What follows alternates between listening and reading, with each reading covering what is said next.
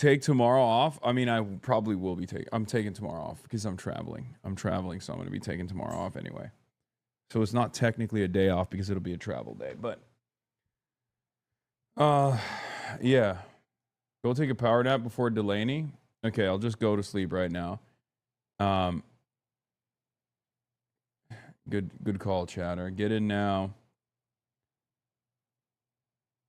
Twitch.tv/Hasanabi. Are you going to get a Taylor ham, egg, and cheese? No. I'm going to get a pork roll, egg, and cheese. And I'm not even going to get that because I don't have time for anything. It's actually pretty wild. I genuinely just don't have time for shit. It sucks. If Kyrie asks tomorrow, are you going to cancel all your plans? Yes. Sleep stream, let's fucking go. Yeah. Sleep stream now, a power nap. Okay, guys, we're not doing any of that. Okay, what's wrong with you? It's not happening. Okay, calm down. I already blasted off. The Jube might have actually DMCA'd everything. Wait, did it not? What the hell? Did it not? Did I not blast off? Oh, I did. Okay, great. Which is strange because the Jube used to let me react to their stuff, but maybe they don't any longer. Thank you to Macius for the playlist, bro. Seriously, thank you for what you do. You know, I'm gonna be honest with you guys.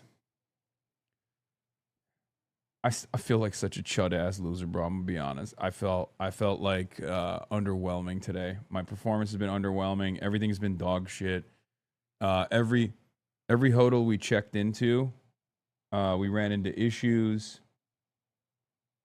You know, everything is just like going poorly. So, you're thanking me, but I don't feel too great about my performance so far. Finally, Mamdani took an L. Arsenal losing the Champions League final. I honestly thought that man was incapable of losing anything. Yeah. But yeah, it was it was fine. It was great overall. Fun times.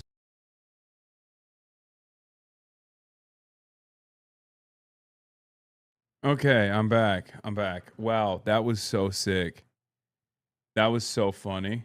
I was just talking about how everything is going poorly. First of all, I just want to get started by saying I apologize for saying that New Jersey is a state that is the size of Israel. No other state is like Israel. Am Israel Chai, Am Israel Chai, Am Israel Chai. That's number one. Number two.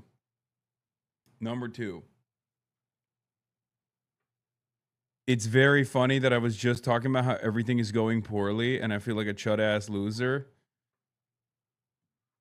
And then there was an electricity surge. And then the internet went out. New Jersey is a tiny state. It's not the size of Israel. Okay? It's not. Israel is its own size. Hassan, you are autistic and therefore in danger of autistic burnout. I'm serious. This is real. You must pace yourself and rest. Please, if you want to reach your long-term goals, it has to be sustainable. Thanks. Greetings from the Netherlands, Hassan. Been following you for a while. I'm interested in your world politics, especially USA politics, the revelations you guys had since the presidency of Trump. Keep on doing what you do to give the mighty pushback against the immense corruption and the inequality that's going on. You got it.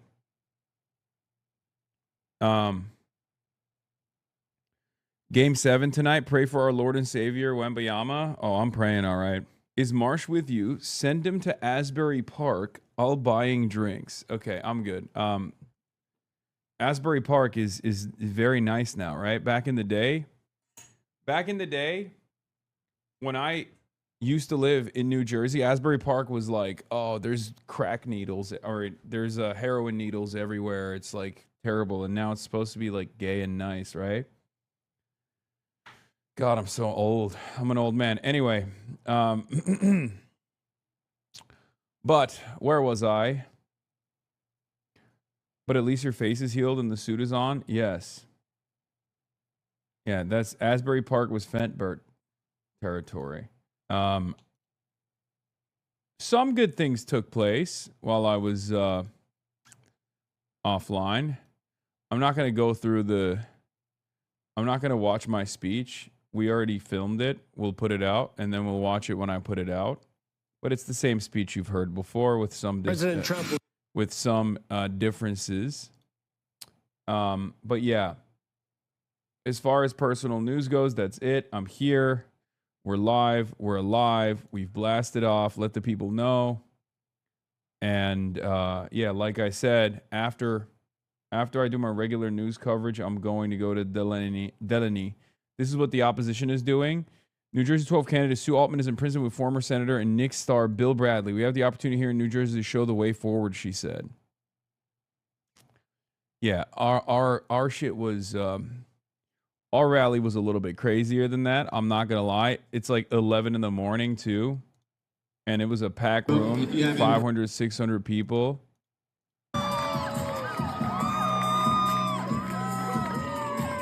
I'm honored to be here in front of all of you wonderful people to hopefully make the necessary changes that we want to see here in Congress by supporting Dr. Adam Homowy. Crowd size? Yeah. I'm honored to be here in front of all of you wonderful people. I've never seen him do something and not be actively streaming it, lol. I mean, yeah, I do things while I'm not streaming. Like, I do things offline as well. This was one of those things. By supporting Dr. Adam Homowy. Electric. It was electric. Like gaming, Haas mods. Okay, maybe. Not really, but okay. Mr. Piker, what happened to yesterday's stream bot? I deleted it on purpose for you in particular. I didn't even know. I don't know. I don't know why I got lasered. Maybe it was Jubilee. Okay? I don't know. Wake up, Kyrie, praise you. You should be lit as fuck now. I know. So, the rally was great. Chris Rabb was there. Hung out with him. Hung out with the dude that used to work in the State Department under the Biden administration who quit, if you remember, and went on Christian Amanpour's broadcast. Talked to him. He's like a big advocate for Palestinians now. Bro, stop making the East Coast the coolest place in the country. We need to make the West Coast better. I mean, dude, I'm going to work on it. That's my next. Well, I'm going to work my way in the same way that the original settlers did, right? First, you go northeast. You go East Coast first, New York, Philadelphia, New Jersey, and the like. And then you start moving slowly to the south, okay? And then slowly but surely, you go to the Midwest and you start expanding the operation. So that's my goal, is east to west. California being the cherry on the top. California being the icing and the cherry. Why did I know you were going to make this joke? What the fuck? Yeah. How does the rotisserie chicken survive without you? Kaya?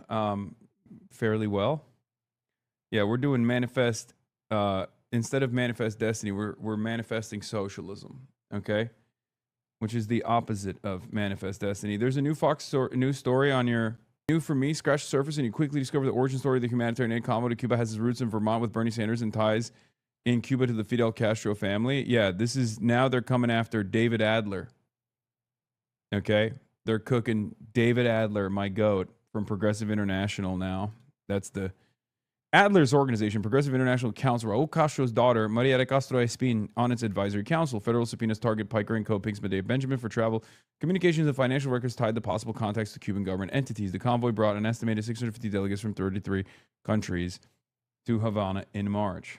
Twitch streamer Hassan Piker called Progressive International coordinator David Adler his comrade on livestream, the same organizer who sat in the VIP seat beside Cuba's president during the convoy trip, now under federal investigation for possible sanctions violations.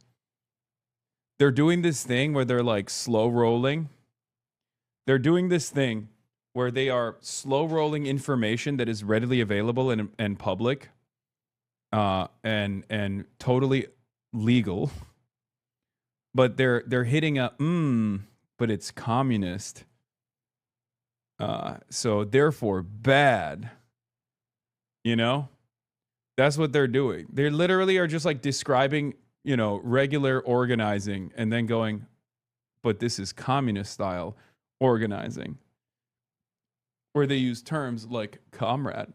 Shouldn't you be spooked by that? Isn't that scary? Anyway, yeah, it's a very funny way to frame stuff. I mean, a lot of people do this, obviously, famously. Yeah, and they're cooking. What the fuck is this? They're cooking our boy David. How a Rhodes Scholar with ties to Cuba's president organized a convoy that brought Hassan Piker to Havana. There he is, David in all his glory. Real stud. They just straight up are like, no, we're the bad guys. This is the bad guy brigade.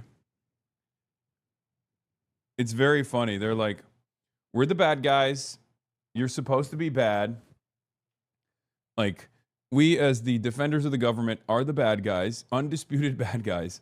And if you do good guy things, like deliver humanitarian aid to a country that the bad guys are destroying, then you're bad. It's awesome. It's awesome. It's like this is the whole shtick. Apparently you got a mention in this New York Times article too. Wait, what the hell? I thought I was already... Do I not have a New York Times? I usually... What the heck? Did I get signed out of my New York Times subscription? That's crazy. All right, well, we need a paywall remover now for New York Times as well. I got a shout out in this article. Let's go. Look at your $10 million smile from the Hamawi event. Face of a guy knows he's about to help elect another unbought progressive who wants money for healthcare and not wars. God damn, I was cheesing, bro. I was freaking cheesing. Rhodes had a podcast with Mark Blythe talking about how badly American capitalism is shitting the bed. I don't know what you're talking about.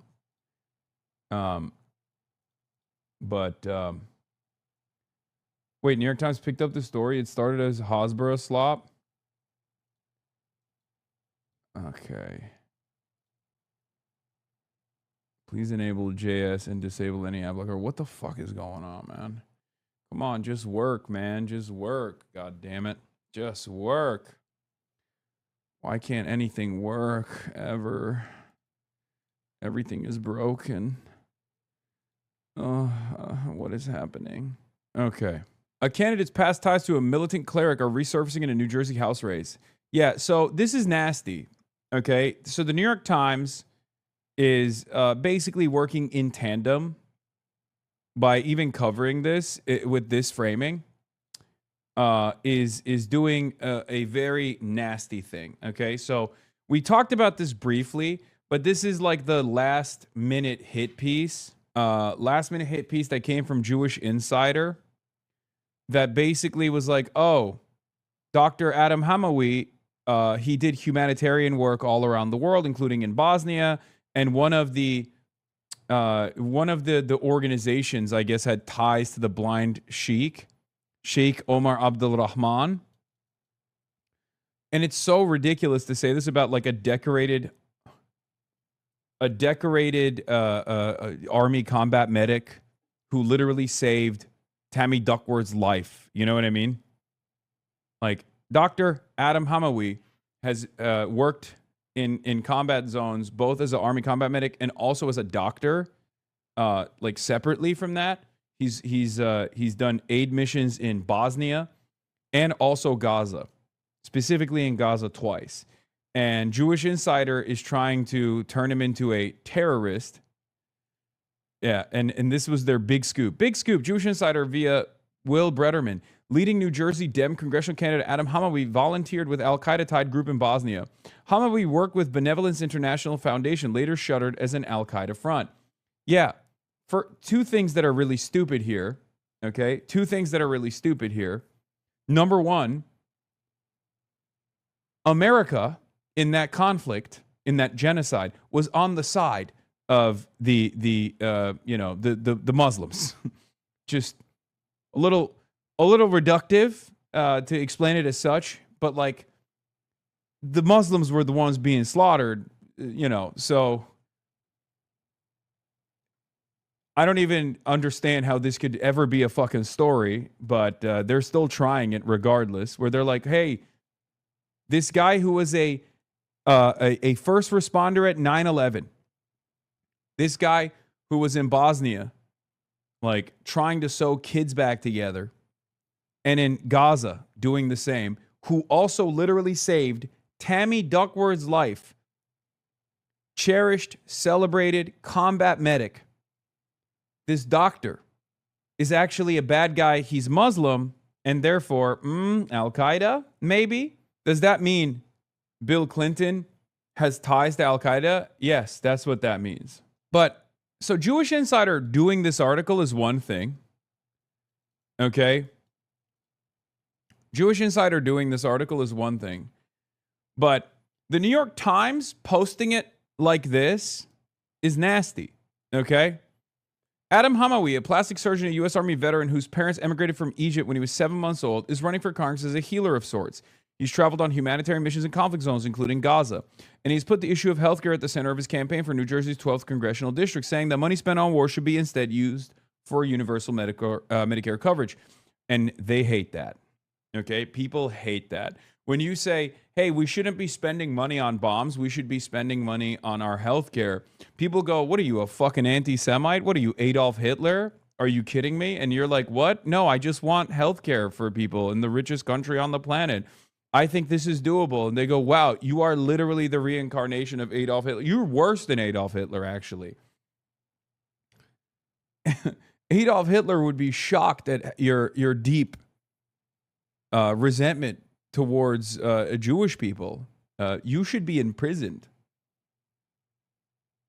Anyway, Adam responds, I go to disaster areas, and that's where I'm needed now, Dr. Hamawi said in an interview referring to Capitol Hill. He has emerged as a frontrunner in the extraordinarily crowded race to fill the seat being vacated by retiring Representative Bonnie Watson-Coleman.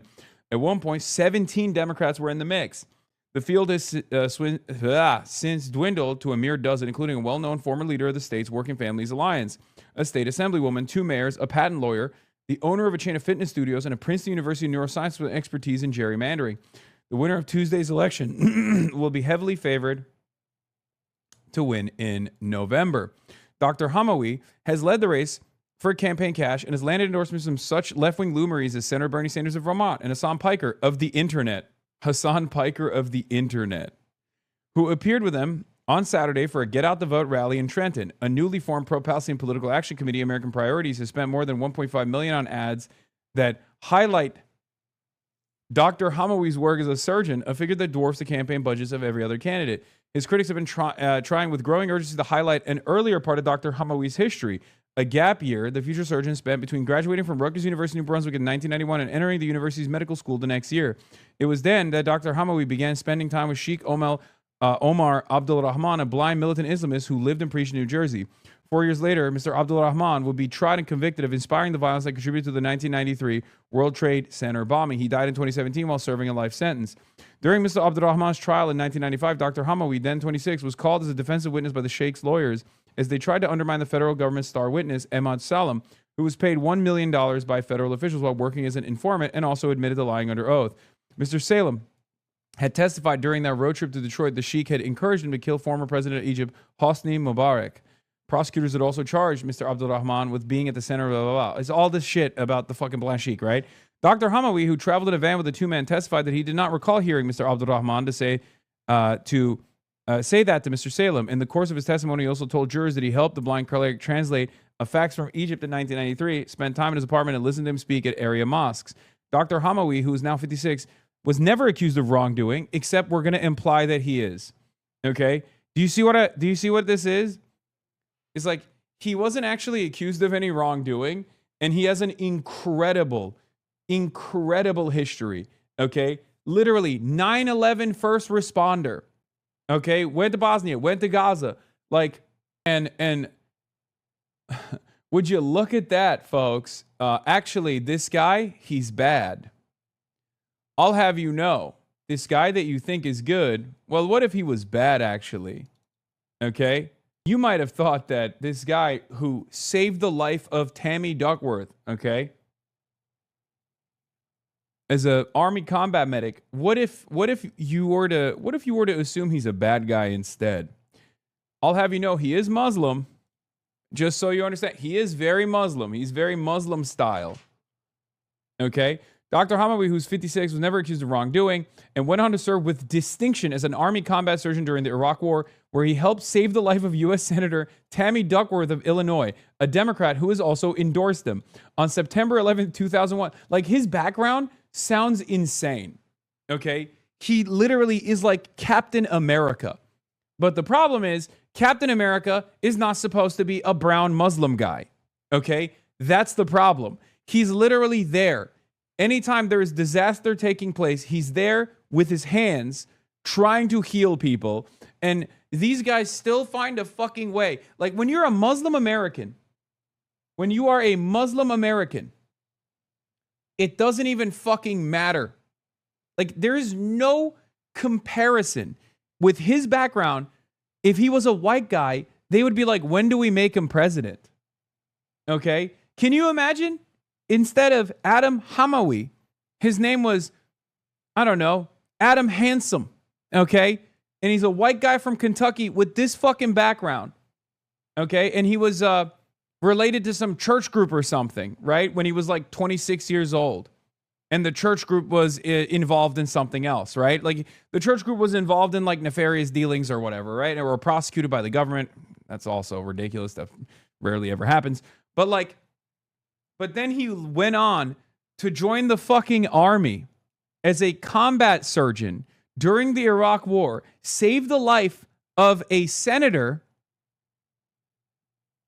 was there at ground zero on 9/11 as a first responder, and then went to Gaza. Like, it's just not even a question. People will be like, dude, I know the Gaza stuff is the main reason why these guys are so aggressive, right? Because if he was doing all that and he was pro-Israel, these articles would not be getting written about him. But I just want you to imagine, like, what an attempt of this sort looks like when the person that we're talking about is white. Anyway, let's continue. On September 11, 2001, he and other residents in New York Presbyterian went to Ground Zero to treat those injured in the second terror attack on the World Trade Center. Andrew C. McCarthy, the lead prosecutor of Mr. Abdurrahman's trial, and Michael B. Mukasey, the federal judge who oversaw the case and later served as President George W. Bush's attorney general, published essays earlier this month reminding readers of Dr. Hamawi's link to the infamous cleric Mr. McCarthy. Writing for the National Review, referred to Mr. Hamawi as a sympathizer. Mr. Mukasey described Dr. Hamawi as more than a casual traveling companion of the Sheikh. Dr. Hamawi said his life's work disproves the guilt by association innuendo. I've spent my life really saving lives rather than taking them, he said, while campaigning in Trenton the day the essays were published. I'm against all war and all violence, he said. An aide said Dr. Hamawi had no contact with Mr. Abdurrahman after his arrest. Dr. Hamawi has distanced himself from the Sheikh on the campaign trail, saying, I condemn his violent rhetoric and actions. When pressed on what had motivated him to travel Mr. Abdurrahman as a younger man, Dr. Hamawi downplayed the cleric's reputation for fiery rhetoric, calling him a blind old man who was dependent on volunteers from the Muslim community to care for him. He wasn't preaching death and destruction all the time, Dr. Hamawi added. He had certain views that he spoke in certain forms, but that's not what he did every single day. On the witness stand, however, Dr. Hamawi made clear he understood that the Sheikh saw Israel and the United States as enemies of Islam. When asked if he recalled the cleric stating that Muslims had to do jihad against the enemies of Islam, he said he did. Of course, that's what he always talked about, Dr. Hamawi testified. He talked about jihad. 3 decades later, Dr. Hamawi does not shy away from criticizing Israel and the U.S. military aid. Oh, he's doing Islamic-style infiltration. Thank you, New York Times. Again, can I... Isn't this article actually positive? Fuck no. Are you not? Dog, this is the New York Times in the least subtle way possible saying, Dr. Adam Hamawi, do not look at his incredible reputation as a lifesaver, okay? A guy who threw his body on the line his entire life. Do not look at that. Look at the fact that he's criticizing Israel and America Islamically. He is, in some ways, following through on the promise of the blind sheik. That's basically what they're fucking saying. I mean, they also say positive things about him. No, my friend. They're not saying positive things about him. They're just having to, as the paper of record, accurately reflect on his background in an article that is written literally to accuse him of doing 9/11 pretty much, instead of, being a person who went into the rubble to fucking be a first responder and save people's lives during 9/11. That other stuff is just an admission of the truth, and you kind of have to do that.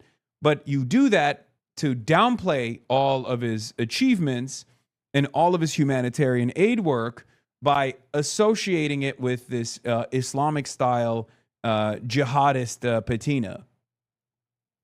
It's one of the grossest things I have ever seen. Oh, my God. We are not supposed to be selling weapons, any kind of weapons, to any country that's breaking international humanitarian law that is committing a genocide or atrocities, he told Mr. Piker, a leftist streamer who's been criticized by some Democrats in an April interview. It's like giving a bully body armor to go bully people some more, Dr. Hamawi said, of U.S. support for Israel's defensive weapons. We need to be able to have them feel the effects of war, and then they'll stop, and they'll actually have a conversation. Adrian Mapp, the mayor of Plainfield, is also running for the 12th district seat, and has sought to draw a connection between Dr. Hamawi's positions on Israel and his past association with Mr. Abdul Rahman. The association with the blind sheik was very telling, and it speaks to the character of an individual who is associated with an unsavory character, Mr. Mapp said. We ought to ask the question about the affiliation and what it says about the American people about a person who seeks to be a representative of Congress in the United States of America. Mr. Mapp noted that he does not blame Dr. Hamawi for his pro-Palestine stance. The Palestinian people need to be treated in a more humane fashion, he said. But he said he stood by his statement in Insider New Jersey that Dr. Hamawi's views were those of a radical extremist. Yeah, Dr. Hamawi's views are those of a radical extremist, folks. Why are they of those of a radical extremist, mind you? Because he has the what? Overwhelming majority position on Israel, that Israel is committing a genocide. He has the overwhelming position on Israel that we have to put an end to said genocide. Unbelievable work, dude. Yeah, his positions are that of a radical is crazy. Yeah. Here's also some additional information on this. It was only a matter of time before the sensible center-right would start attacking people for caring about the Bosnian genocide. Beyond the fact that the Benevolence International Foundation got outed only in 1995 as being an al-Qaeda front group, the Clinton White House actually praised the Benevolence International Foundation's work in 1994, the same year Hamawi interned with them in Sarajevo. Hamawi literally treated 9/11 first responders. You can only think he's an al-Qaeda sleeper agent. Hilarious to imagine if you know anything about the current status of al-Qaeda, if you just hate Muslims, which notably Jesse does. Yeah. Jesse from Manhattan Institute, one of my main ops, as you guys know, says the people who are up in arms over genocide Josh Shapiro doing mandatory community service at an Israeli army base involving no military activity while volunteering on a kibbutz farm and a fishery in high school are now very upset over the suggestion that another Democratic politician who traveled abroad with an Islamist jihadist militant who spent life in prison for terrorism and seditious conspiracy to work for an al-Qaeda front might actually be an actual terrorist. Dude, I'm sorry. You have to literally be the most Islamophobic person on the fucking planet. I don't even think the average American would look at this association and be like, yeah, no, this guy is bad news. Again, all you need to do is Tammy Duckworth. All you need to do is point to literally 9/11 and be like, oh, really? So you think this guy is an al-Qaeda militant? The guy who fucking, who had no care or consideration for his own life, okay, who treated 9/11 first responders, okay? The guy who, again, as an Army combat medic, saved the lives of many in the military, and most famously, Tammy fucking Duckworth. Like, that's insane. Also, Josh Shapiro should have worked for the Israeli embassy. That's the reason why people ask him if he ever did espionage for a foreign country. So, don't downplay that either, big dog. Yeah, he was playing the long game, dude. He was gonna fucking install the Islamic Caliphate, playing the motherfucking long game, not wrong game, for 40 plus years. It's just so ridiculous. It's nasty business. This kind of smearing is just nasty business, dude. The times after you in the UK, brother, saying your visa should be revoked. I know. God forbid you have the majority position on Israel, okay? God forbid. You can't do that. Will ruin your fucking life. I find his statements, quite frankly, to be inflammatory to accuse the Jewish state of Israel of a genocide, the mayor said. Yeah, that's not a radical extremist position, you fucking idiot. That's the overwhelming majority position, you fucking idiot. Oh, God, these people are so stupid. Oh, my God. Vincent Vertuccio, a spokesman for Dr. Hamawi, called it disappointing that a Democratic opponent would stoop to echoing right-wing MAGA smears. Most of Dr. Hamawi's opponents have left his past alone, but 2 of the 10 other Democratic candidates, Chanel Robinson and Brad Cohen, also told the Jewish Insider that his association with Mr. Abdul-Rahman raised questions in an article that was published on Friday. As a fellow veteran, I truly appreciate Adam's service to his country, and I know that it speaks to his patriotism, Ms. Robinson, a Somerset County commissioner, told the publication, but the voters will judge us on our entire adult lives, the choices we have made, and the people we associate with, regardless of whether it was 30 days ago or 30 years ago. The whole matter is of concern, Mr. Cohen, a gynecologist and a mayor of East Brunswick, said in an interview. It's an association with the terrorists. Dr. Hamawi suggests that any criticism of his trial testimony was linked to Islamophobia. As a Muslim, they're always going to find something to attack, he said. I'm used to this all my life. How Dr. Hamawi fares in Tuesday's primary election might serve as the latest gauge of what kinds of rhetoric resonates with Democratic voters in New Jersey when it comes to Israel. Earlier this year, in a race for governor, Mickey, who had been the target of negative advertising by a pro-Israel group after refusing to rule out placing conditions on U.S. military aid to that country, and then beat a Republican opponent in a landslide. Dr. Hamawi's showing on Tuesday might also shed light on whether a figure such as Mr. Abdul-Rahman, whose trial happened before some voters were alive, still looms in the minds of New Jersey Democrats in 2026. The sheik appeared to be far from the minds of the voters as Dr. Hamawi campaigned earlier this month in Trenton and a Princeton University's forum sponsored by Young Democratic Socialists of America. Ricky Sanford, a retired Metropolitan Transportation Authority bus driver, had never met Dr. Hamawi before the candidate knocked on the door of his Trenton brownstone. He said he was mainly concerned about the cost of living candidates and candidates' willingness to take on President Trump. He don't mind going toe-to-toe against Mr. Trump, Mr. Sanford said. I like that part. Yep. Voters are like, I don't give a shit about some fucking blind sheik, dude. What are you talking about? You're talking to a decorated combat medic, dude. Get the fuck out of here. Seriously, what are we talking about? It's so crazy how, like, it's, God damn it. This is what I mean when I say, like, if you're Muslim, you just, oh, fuck. Not to do any goddamn idpol here, but it is genuinely insane to watch this kind of shit unfold, okay? If you're Muslim, and on top of that, God forbid you got to take on Israel, that the majority also believes, the majority also understands is the truth because it is the truth. What the fuck? You've been blocked from New York Times because we suspect that you're a robot. Why am I a robot? I'm not a robot. Are there any comments on that article? I can't see. Yeah. Exposed. I am a robot.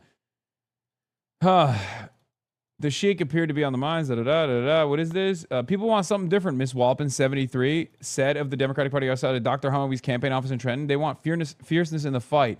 Louise Walpin, a Democrat, is Jewish and politically active. She lives in South Brunswick, New Jersey, and said she'd been a supporter of Dr. Hamawi since hearing him speak at a forum months ago and does not interpret his criticism of Israel to be anti-Semitic. Anyway, fantastic stuff overall. I don't think it's going to work. But it is really, really frustrating to see people still try to do this shit because it's disheartening.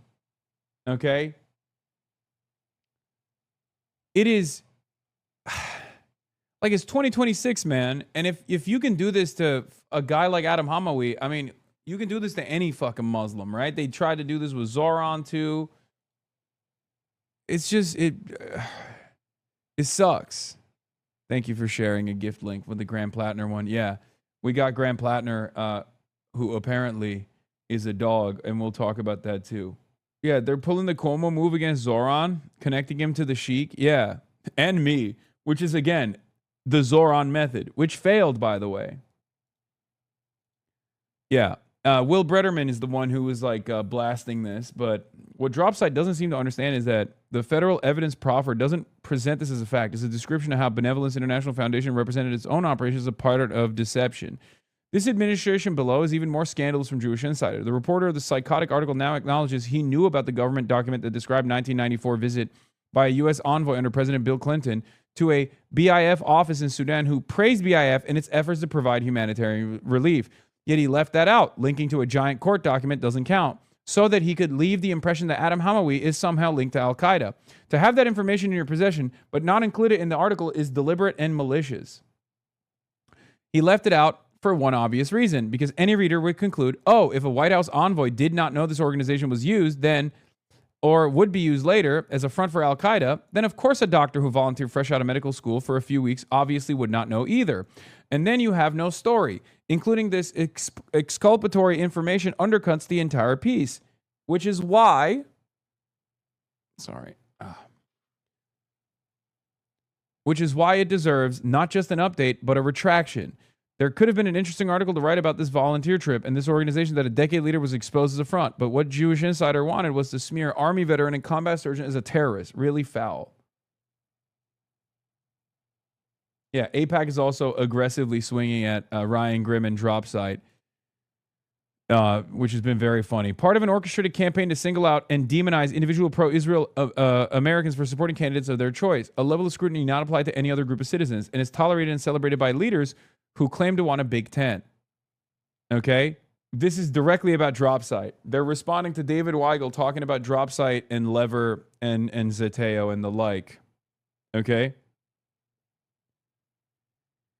AIPAC complaining of a level of scrutiny not applied to any other group of citizens. Let's be precise. No other interest group, not crypto, not AI, not big oil, etc., hides its money in shell packs.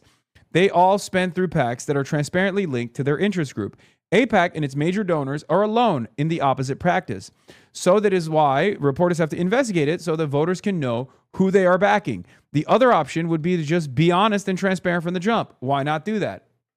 Because remember, crypto packs, AI PAC, or like different organizations, different political action committees will just straight up say this is sponsored by, insert crypto PAC, right? AIPAC doesn't do that because AIPAC knows that it has to actually hide under shell corporations and, create colorful new names like elect progressive women in Chicago. That's literally one of the subsidiaries that they've utilized in the Illinois races, right? According to AIPAC, being pro-Israel is good policy and good politics. Their offshoot DMFI, Democratic Majority for Israel, even claims there is a Democratic majority for Israel. If that's true, spend money openly, endorse candidates openly, and let voters decide. If you refuse to do that, we will keep following the money and letting people know of who you support. If it's true that being pro-Israel is good politics, we're doing you a favor. To which AIPAC replied with, are we unique or are you just uniquely obsessed with us? At Grok, compare how many stories/posts Ryan Grim has written about AIPAC versus stories of how far-left groups like Justice Democrats and Working Families Party rely on billionaires, dark money transfers, and contributions from C4s. Justice Democrats and Working Families Party put their names on their ads and disclose their donors. They don't leave much room for investigation. If you do the same, I'll stop chasing your shell packs. AIPAC said, we're going to grok it. AIPAC said, I'm a numbers guy. I'm a numbers guy. I'm going to chat GPT it. I'm going to grok it. The entire point of contention here is not that AIPAC funds a lot of races. Everybody knows that, okay? The point of contention here that requires additional journalism and additional investigation is the fact that AIPAC uses shell groups that don't have Israel anywhere in its name, okay? That's the point. They use shell groups to hide in this completely non-transparent manner. They use shell groups to fucking hide what the advocacy organization actually is seeking to do. Your forehead looks extra big today, Low Kirk. Oh no. Don't be like that, big dog. Also, here's another very funny moment. Strong statement from the Jewish Democratic Council of America CEO Haley Soifer. We will not endorse a Democrat unless they support Israel's right to exist as a Jewish and democratic state and support Israel's security and right to self-defense. But if I were to say, wow, that's a weird fucking standard to place about a foreign country as an American organization comprised of American Jews whose political expression is supposed to be related to things that American Jews care about as Americans, right? That's a strange thing you're doing. It almost feels like your loyalty lies elsewhere. Then I'm the bad guy. I'm doing dual loyalty tropes. Like, what the fuck do you mean? This is literally you saying like, nope, that's my loyalty. My loyalty is to the foreign state of Israel. And not just like loyalty to the foreign state of Israel, but my loyalty is to the foreign state of Israel being an ethno-state. Okay? That is insane. There is no equivalence to this madness in American politics. What is this? Have you addressed Plattner's recent infidelity? As a woman, it makes me very uncomfortable. He may be the best available option, but that behavior needs to be called out. Okay. Yes. For those of you who are wondering, Plattner's Text with Women Concerned campaign as Senate took off. The wife of Graham Plattner, who is still Graham Plattner's wife, by the way, said the Democratic candidate in Maine told the campaign he had sent sexual messages to other women. Okay? The story is that when Graham Plattner first launched his campaign, and this happened suspiciously with Abdul as well, not the controversy, of course, but the fact that some staffers were in his campaign and did not actually have any interest in working for his campaign whatsoever, and had every interest of basically leaking all of the opposition research to pro-Israel Hasbara papers. Remember, this is exactly what happened with Dr. Abdullah Sayed as well. So one of his former security guys literally fucking leaked information to right-wing newspapers of private campaign talks that took place. Very strange. Very strange. Very strange how this keeps happening. Now, of course, the article is not going to change the polls, in my opinion. That's really funny that people think this is going to do it. One more, just one more. But yeah, Graham Plattner's insurgent bid for Senate in Maine was gathering steam last summer when his campaign was confronted with some potentially explosive information. Mr. Plattner's wife, Amy Gertner, told the senior campaign aide that he had been exchanging sexual messages with multiple other women. It was the kind of revelation with the potential to damage the political newcomer, just as his campaign to unseat Senator Susan Collins, a Republican, was beginning to resonate with voters, especially in a state where female voters make up a large share of the electorate. Mr. Plattner's exchanges with women were confirmed by current and former campaign officials who gave different accounts of some of the details. Mr. Gertner said the couple who had married in November 2023, according to the town clerk of Sullivan, Maine, was working through his indiscretions in marriage counseling. Okay, great. Seems like they've made up. How does this not happen to anybody else, dude? Are these candidates uniquely bad? You think? Or are they uniquely good on certain issues that are unfortunately unfortunately for the advocacy organizations that care about this, very popular amongst the base, but very unpopular in the Hill, very unpopular amongst the consultant class, very unpopular for the media. Have you noticed? You are not locked in? What do you mean? I am locked in. Take a day off.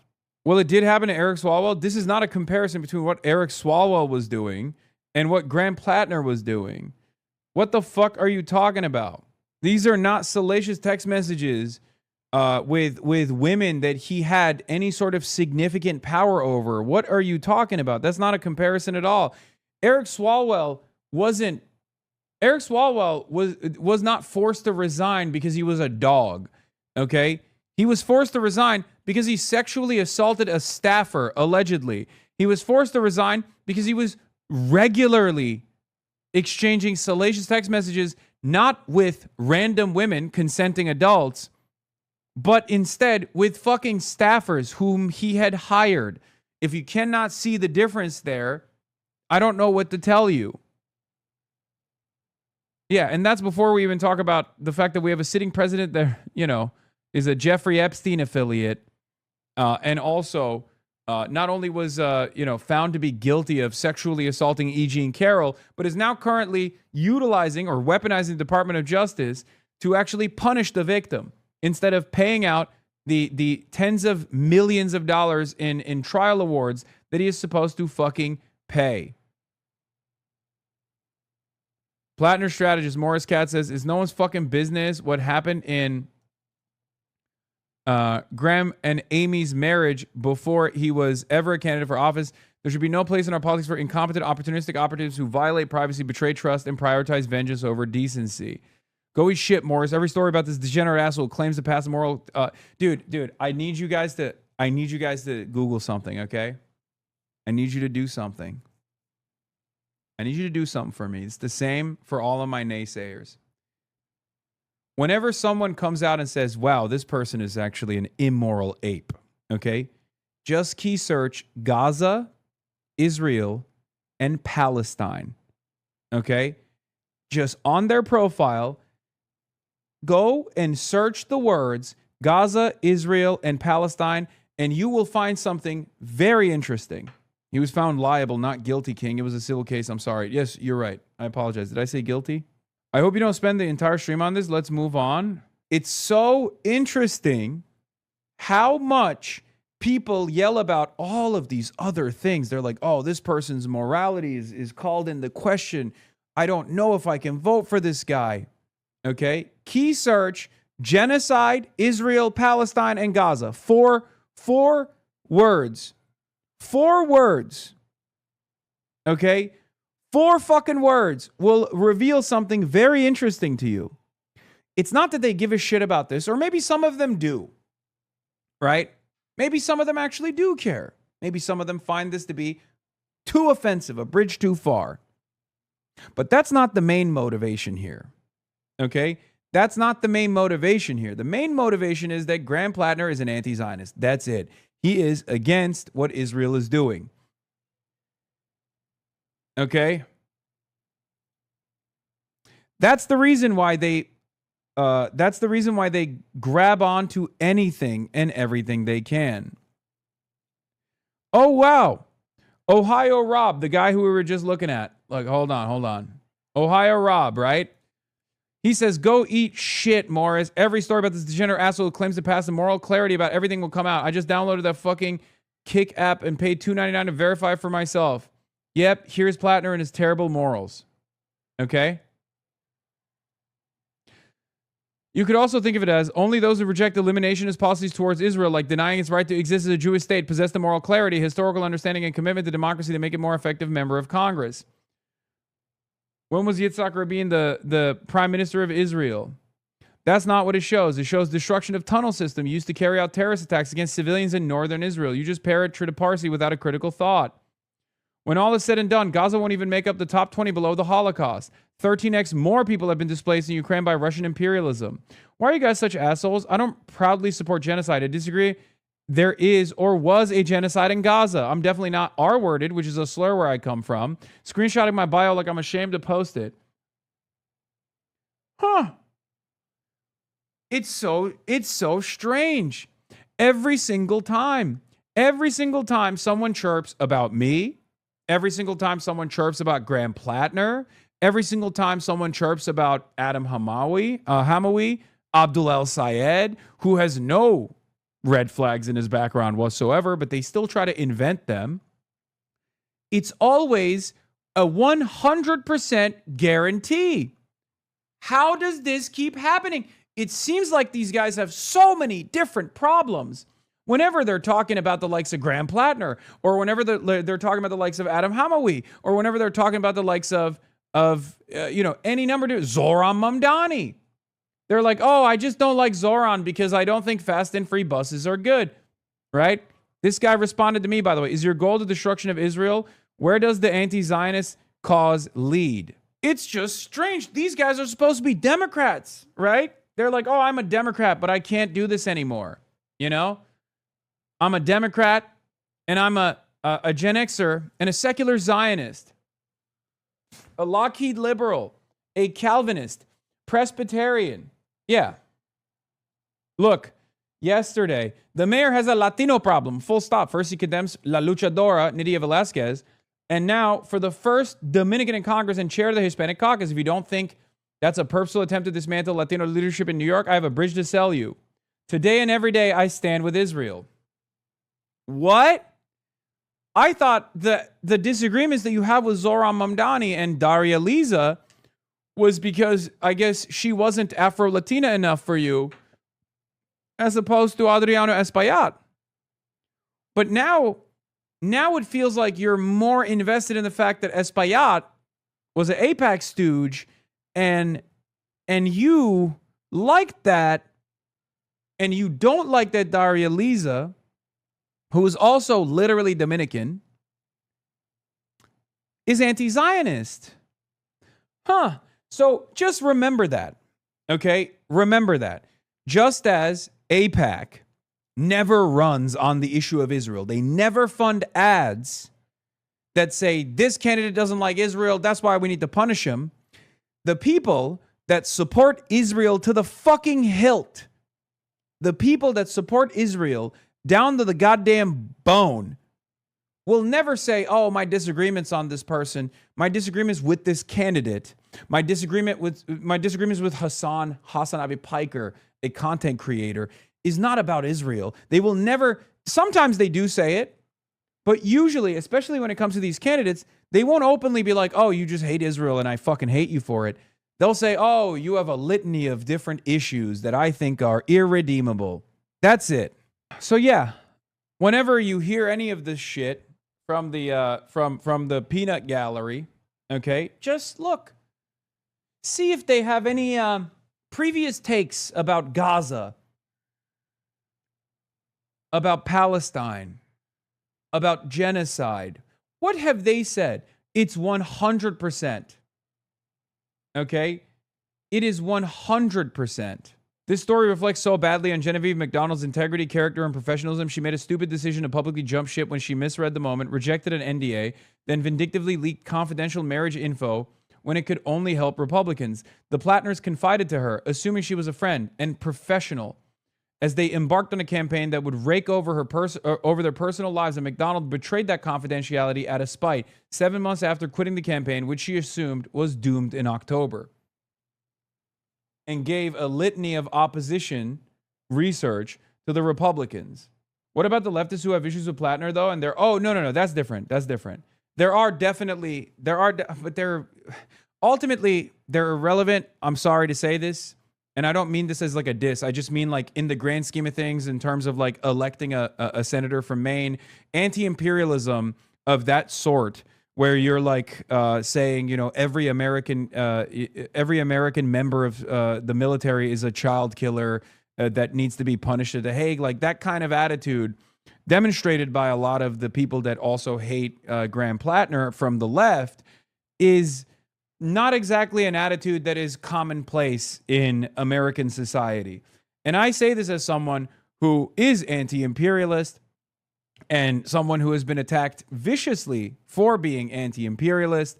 And my assessment on the situation always is to be as kind as possible to those who have done heinous things in the past, with the hopes that they actually, with the understanding, with the charitability that they most likely have changed as a person, right? Like this has been my day one, my day one fundamental principle, right? I'm always going to understand that social conditioning played a major role in the development of every single person living in the imperial core, and that as long as they have learned from the things that they've done in the past and reflected on it and are trying to make the world a better place to ensure that others also don't make these same mistakes, don't take these same decisions, then, you know, I will ride for them. Many people here would call that very Christian of you, ironically. I mean, I don't know. I'm not a Christian. I'm not a religious person at all. It's just something that I believe.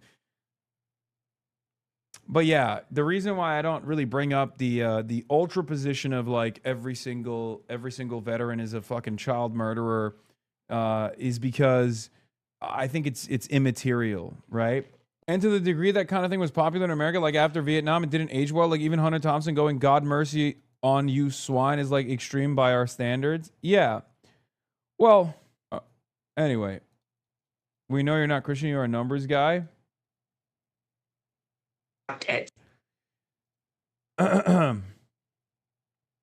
Everyone is so collectively traumatized by Fetterbitch. I mean, that plays a role in this as well. That plays a role in this calculus for sure, where people don't want another John Fetterman, right?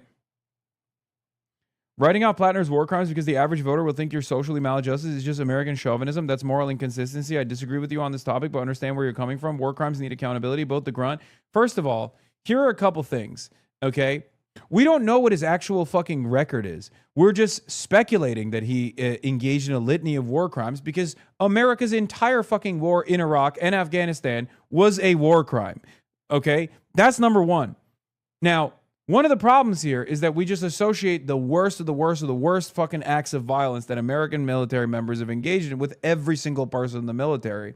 And secondly, regardless of my position on American imperialism, I will always support those who make these changes. My community is comprised of a shit ton of fucking former veterans, okay? Veterans that are now anti-imperialist. They are not only reliable allies, but it's also fundamentally at odds with my worldview to just deny someone, because of their background, any sort of grace or charity, especially when they have changed. And every single time we have this conversation, people immediately go, nope, I don't believe you. Fuck you. I've never been this person. I've always been the person that says, look, American imperialism is an evil endeavor. And in spite of that, if someone has actually been a trigger man for American imperialism, if they've learned from their past, and if they want to stop it, then they are my ally. Okay? That's just the way I see it. And there are plenty of people who are veterans, who have been a part of this community, who have had on this broadcast, who I do see as reliable servants in the cause of anti-imperialism. That's it. There has also never been a historic revolutionary movement that did not comprise almost majority by veterans that have done heinous shit. Okay? That's the other side of the story. It's just never existed. It's pure. I genuinely think it's pure and utter liberalism. That is what Mao Zedong would say. Straight up. If Mao Zedong is the peak anti-rightist, Mr. Combat Liberalism himself, if he was questioned about this assessment, if he was like, hey, what do you think about people who are now serving the people instead?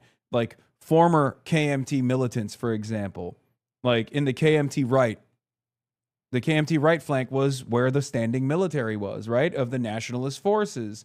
That was also a revolutionary force at the time, right?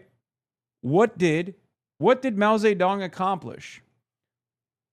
One of his greatest achievements was to convert former KMT nationalist forces. Obviously, the most significant accomplishment was the peasants, mobilizing the peasant class. But regardless, you will never convince me that this is a bad concept. I will continue to combat reactionary thought. And as a part of combating reactionary thought, I will continue to try and convert any and every person to this cause. Okay? If someone like Grant Plattner gets elected and doesn't do what he said he would do, you will be a sucker in the scenario? Certainly. Saying imperial wars you engaged in were stupid is not rehabilitation. I know, man. I know. How Trotsky built the Red Army. Oh, as much as Trotsky deserved the ice pick. Oh my God, WS wrote a scathing article about my anti-Trotskyist thought, by the way. And they said I was a Stalinist, or I was engaging in Stalinist smears against Trots. They said I had no class analysis, no understanding of theory, and no politics whatsoever.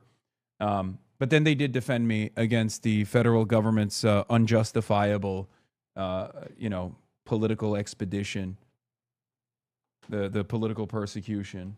Anyway, guys, I just want you to understand, it is healthy and understandable to maintain skepticism towards Graham Plattner, especially given the many red flags in his background. Okay? That's it. I'm not going to sit here and act as though this is, you need to say this is the greatest fucking guy of all time. Okay? And I was, ironically enough, much more positive on Graham Plattner until I listened to him talk on the New York Times podcast, which everybody loved. But I personally thought it was much more cagey, and I think maybe it's because he's just not the best speaker. But I thought his answers to a lot of these questions were a lot more cagey than I thought he would be, especially at this point. But having said that,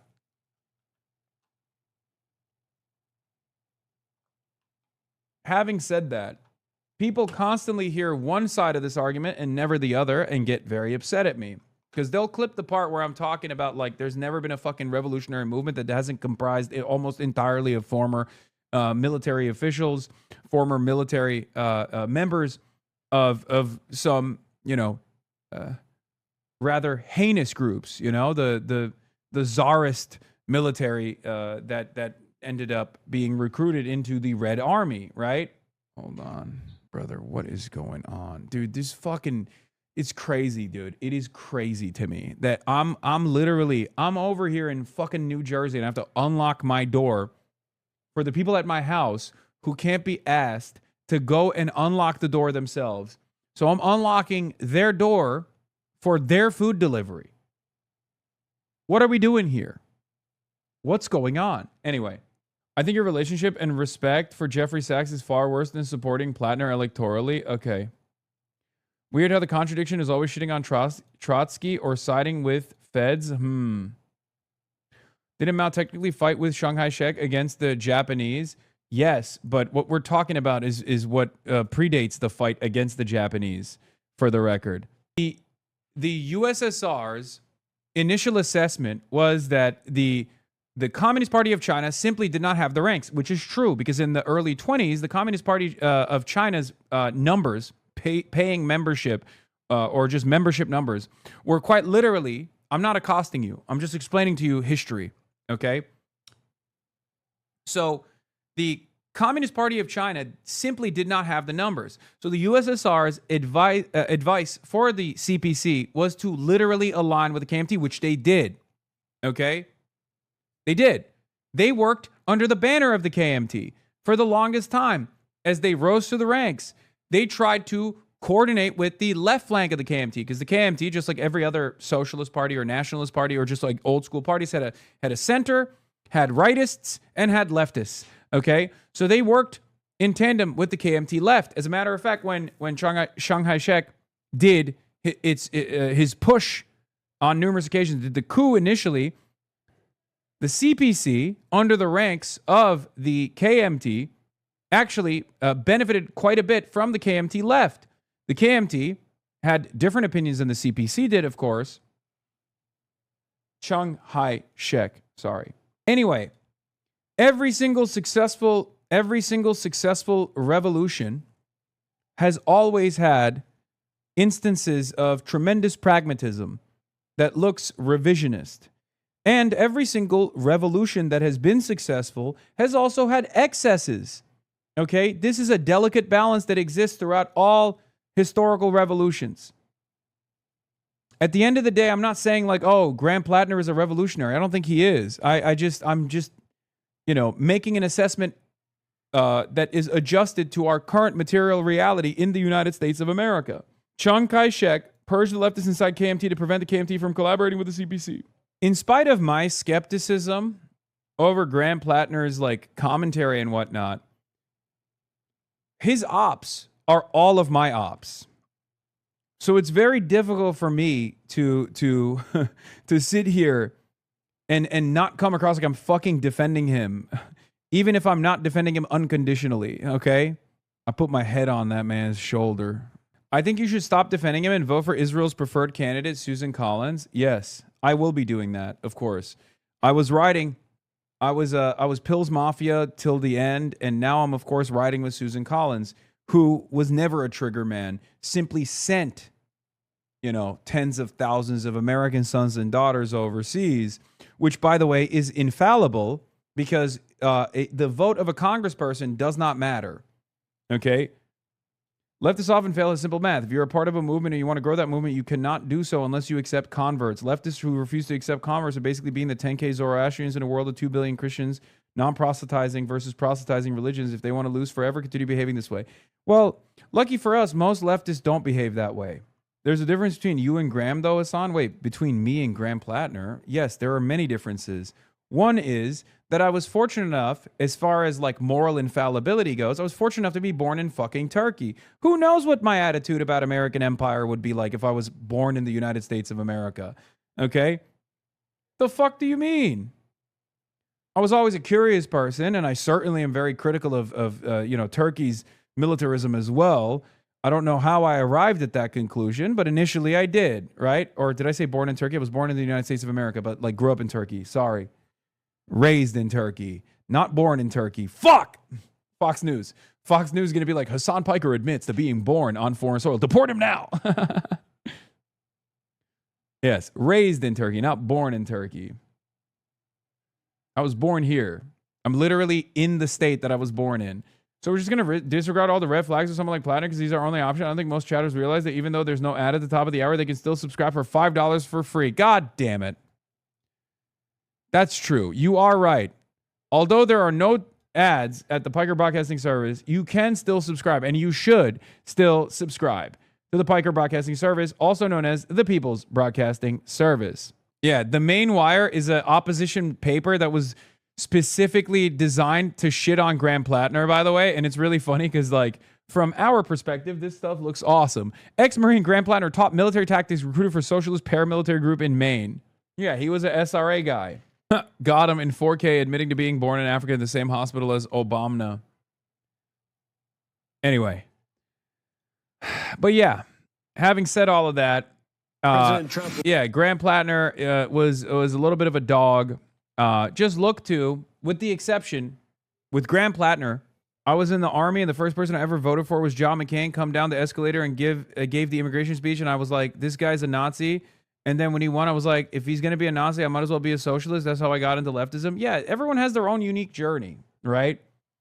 I think what a lot of people get mad at me about is they think I'm like they think I'm too forgiving. Okay? They think I'm too forgiving of people who they think I'm too forgiving of people who have done things in the past that are sometimes heinous. Like, and we don't know. We don't know to the degree. Not to sound like a larper, but people will realize we need people with military experience if there was a violent revolution in this country. I mean, yes, but that's not even what we're talking about here. We have this combo every single month. Yes. Like, the thing that I find really funny about what Susan Collins said about Graham Plattner's service, which like many leftists also ate up, okay, was hold on. I gotta find this. Where is it? There was a really good analysis on it from a user named Ta-Nehisi Quotes.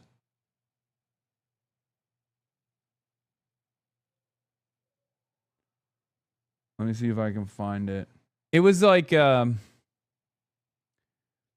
was really, really solid. It was a really solid assessment where, I mean, Ryan Grimm said something similar as well. But basically, when Susan Collins came out and was like, Graham Plattner personally chose to go to war. How dare you fucking blame me for it? It's like, so you're saying that someone who was born in the United States of America, who was hopped up on American exceptionalism and Western chauvinism, okay, at the age of 18, signed the fucking dotted line to go wage wars, right? That person is more responsible, but you, in your old ass age, at the age of like 60, as a congressperson, kept funding the military and kept sending more and more people to war. You are not responsible for it? The responsibility under American, the American individualistic framework, the responsibility is in the hands of an 18-year-old and not in the hands of the fucking 60-year-old that sent them to war. It's not in the hands of the media executives that champion this war. Okay? I find that so strange. It literally does not compute with my worldview. I find that ridiculous. And I say this as someone who is still skeptical of Graham Plattner, okay? It's understandable to be skeptical of Graham Plattner. Like, his argument is, you know, I did this, I was feeling disillusioned, but then I had no other, you know, I when you're in this system, when you're doing this is your job, okay? This is your job, and it's the only thing you know, and you can't do anything else. This is a huge problem with, like, you know, veteran groups in general, is to reintegrate them back into society and to turn them into reliable allies, to turn them into like anti-imperialists. This is a huge problem, and every single veteran in this community would fucking say the same shit, right?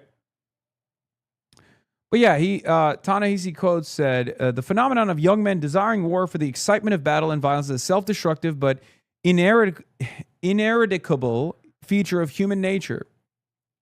Ineradicable feature of human nature, which has been remarked on by poets and artists for millennia. Likewise, the phenomenon of former warriors aging into pacifism as maturation convinces them of war's folly is not new. In our society, wisely, we entrust regulation of young men's desire for war not to the young men, but to our Congress, whom we expect to act with wisdom, deploying soldiers only in circumstances where doing so is completely necessary. Susan Collins was a member of Congress, which sent Plattner and many other men like him to Iraq on the basis of lies.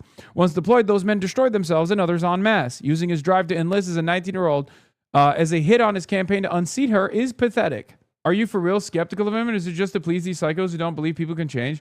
No, I do believe people can change. It still doesn't matter. There is like still some... Dude. I do believe people can change. I do. But right now, he's running for office in a somewhat conservative state. I don't know how much of his communications on his campaign have been reflective of the tastes of the audiences, the masses that he's trying to win over to vote for him, and how much of it is his genuine perspective, or how much change has actually taken place. But I'm skeptical of all politicians regardless. But yeah, ultimately, if you're a leftist in any way, shape, or form, and you hear Susan Collins say the exact same things that you've been saying, you should probably, second guess your assessment a little bit. But my assessment on this is simple. He's anti-Zionist and he's pro-Medicare for all. That's good. That's a pretty decent standard to set for politicians, many of which can't even clear that fucking low-ass bar. Okay?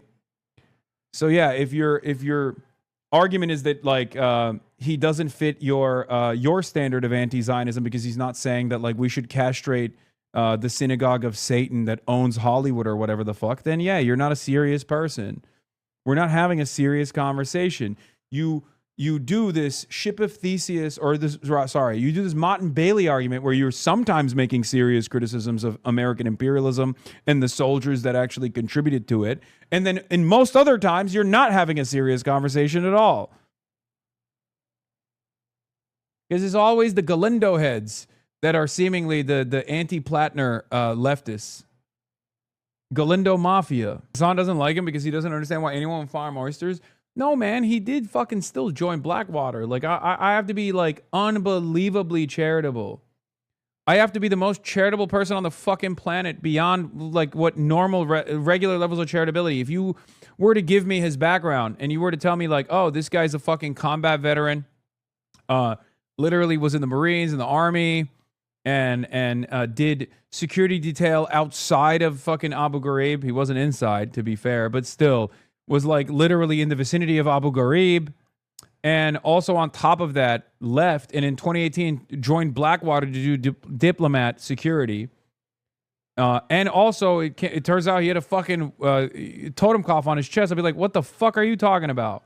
So yeah, on paper, not exactly great. But this, what he does with this is really fucking good. It shows an entirely different person. That's why I think like there's almost a schizophrenic approach to Graham Plattner where like people lose their fucking minds because he is extreme on both ends, right? If you were to tell me, however, someone who is a veteran who's like anti-war, a veteran who's anti-war, who's running on a campaign of no more wars and Medicare for all and is an avowed anti-Zionist, right? And then I'm like, wow, that sounds fucking brilliant. That sounds incredible. Do you understand why there's this crazy, like, this crazy wave of like anti-Plattnerites and people who are pro-Plattner at the same time? Where some people look at that and go, that's fucking awesome. He's great. Think like a chud. Think like a woke. Walk like a chud. That's great. He's the perfect candidate. Who gives a shit? There is this immense duality, this immense juxtaposition that causes people to fucking lose their minds. A real progressive mind and a MAGA body for Graham Plattner when you think about it. My point is, however, all of this other stuff about his like fucking... all this other shit about, not the tattoo necessarily, but even then it's like people... talking about his like infidelity and whatnot, like all of this is bullshit. The reason why you give a fuck about this is because he's anti-Israel. That's it. He's anti-Israel, and you hate that. You do not want another senator to be anti-Israel. And the hilarious thing to believe is that 90% of this convo involves non-main voters. Yes. Yes. This person is right. The wife believes it's an invasion of privacy. The only part that matters here. In a statement released by the campaign, Ms. Gertner suggested that she'd been betrayed by Ms. McDonald, saying that she was deeply hurt and bothered by the invasion of our privacy. I confided deeply personal details about my marriage to someone I considered a friend, she said. I trusted this person with the most private chapter of our lives, the early days of our marriage, before any campaign was on our mind. Our marriage today is stronger than ever before, she added. I know the man I married and the husband he has been to me on the best and worst days of my life. That hasn't changed and it won't. Plattner is a more controversial candidate than Galindo to anyone who isn't suffering from American exceptionalism. Okay, dude. Sure. We live in America. Everyone is suffering from American exceptionalism to varying degrees. If you want to fucking hit me with that beam as well, go ahead. So much of this conversation from the left also turns into, hey guys, this content creator that you believe is a radical is not actually radical. I'm the real radical. Watch me instead. And a lot of people don't understand that, okay? Sure, there's a real conversation taking place on the basis of morality, on the basis of ideology, or at least that's what it seems like, right? That's what it feels like from afar. But you scratch that surface a little bit and you realize very quickly, no, it's just a game of people trying to generate market share for their own fucking business. That's the way they operate, at least. And some of you get duped by it. A lot of people get duped by it. I'm pretty fucking transparent. I have a more complex, a more nuanced approach to this issue. But you can always say, dude, nuance on fucking baby murder. That's what you can say and then move on. To which I always say this. If your politics, if your mass politics is so appealing, you're barking up the wrong tree. Okay? You should be taking your mass politics to the masses. You should be converting the masses, not trying to come into this community and be like, nope, I'm only going to fight people who are closest to me ideologically.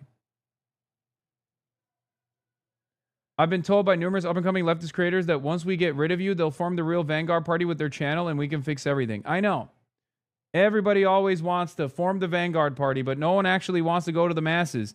And when someone is going to the masses and trying to pull them to leftist politics, they go, nope, you're doing it wrong. I would be doing it in your stead in a much better, much more successful way.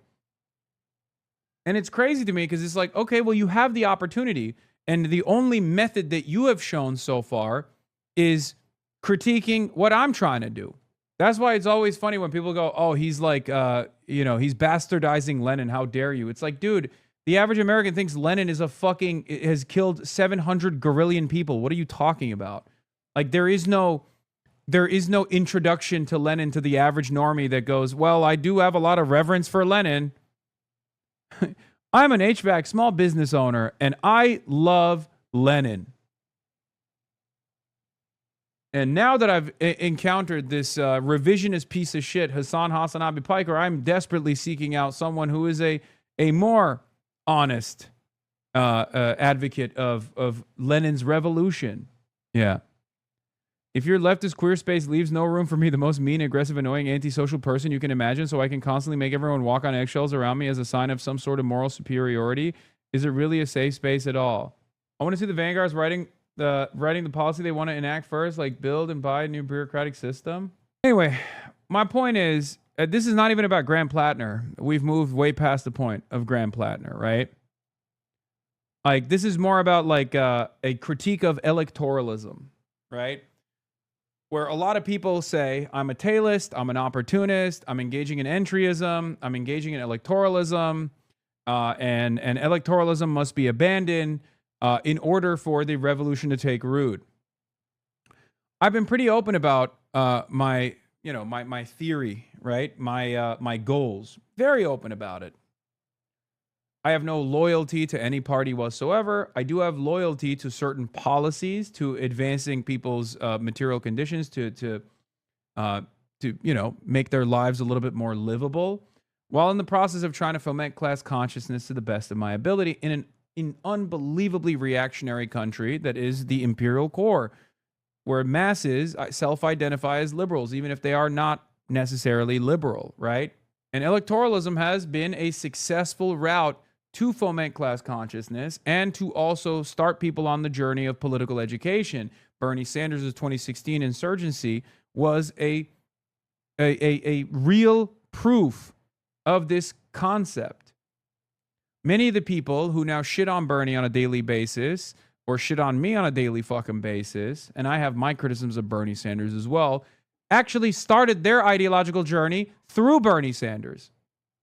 So they don't even fucking recognize that in their own personal experience, electoralism played a major role. And right now, we're at the precipice of something genuinely different than what we've had before, where you have self-identifying democratic socialists running and winning in spite of all the hurdles thrown their fucking way.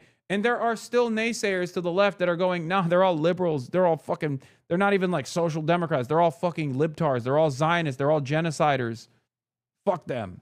These guys claim to be Marxist-Leninists, but they behave a lot like left comms.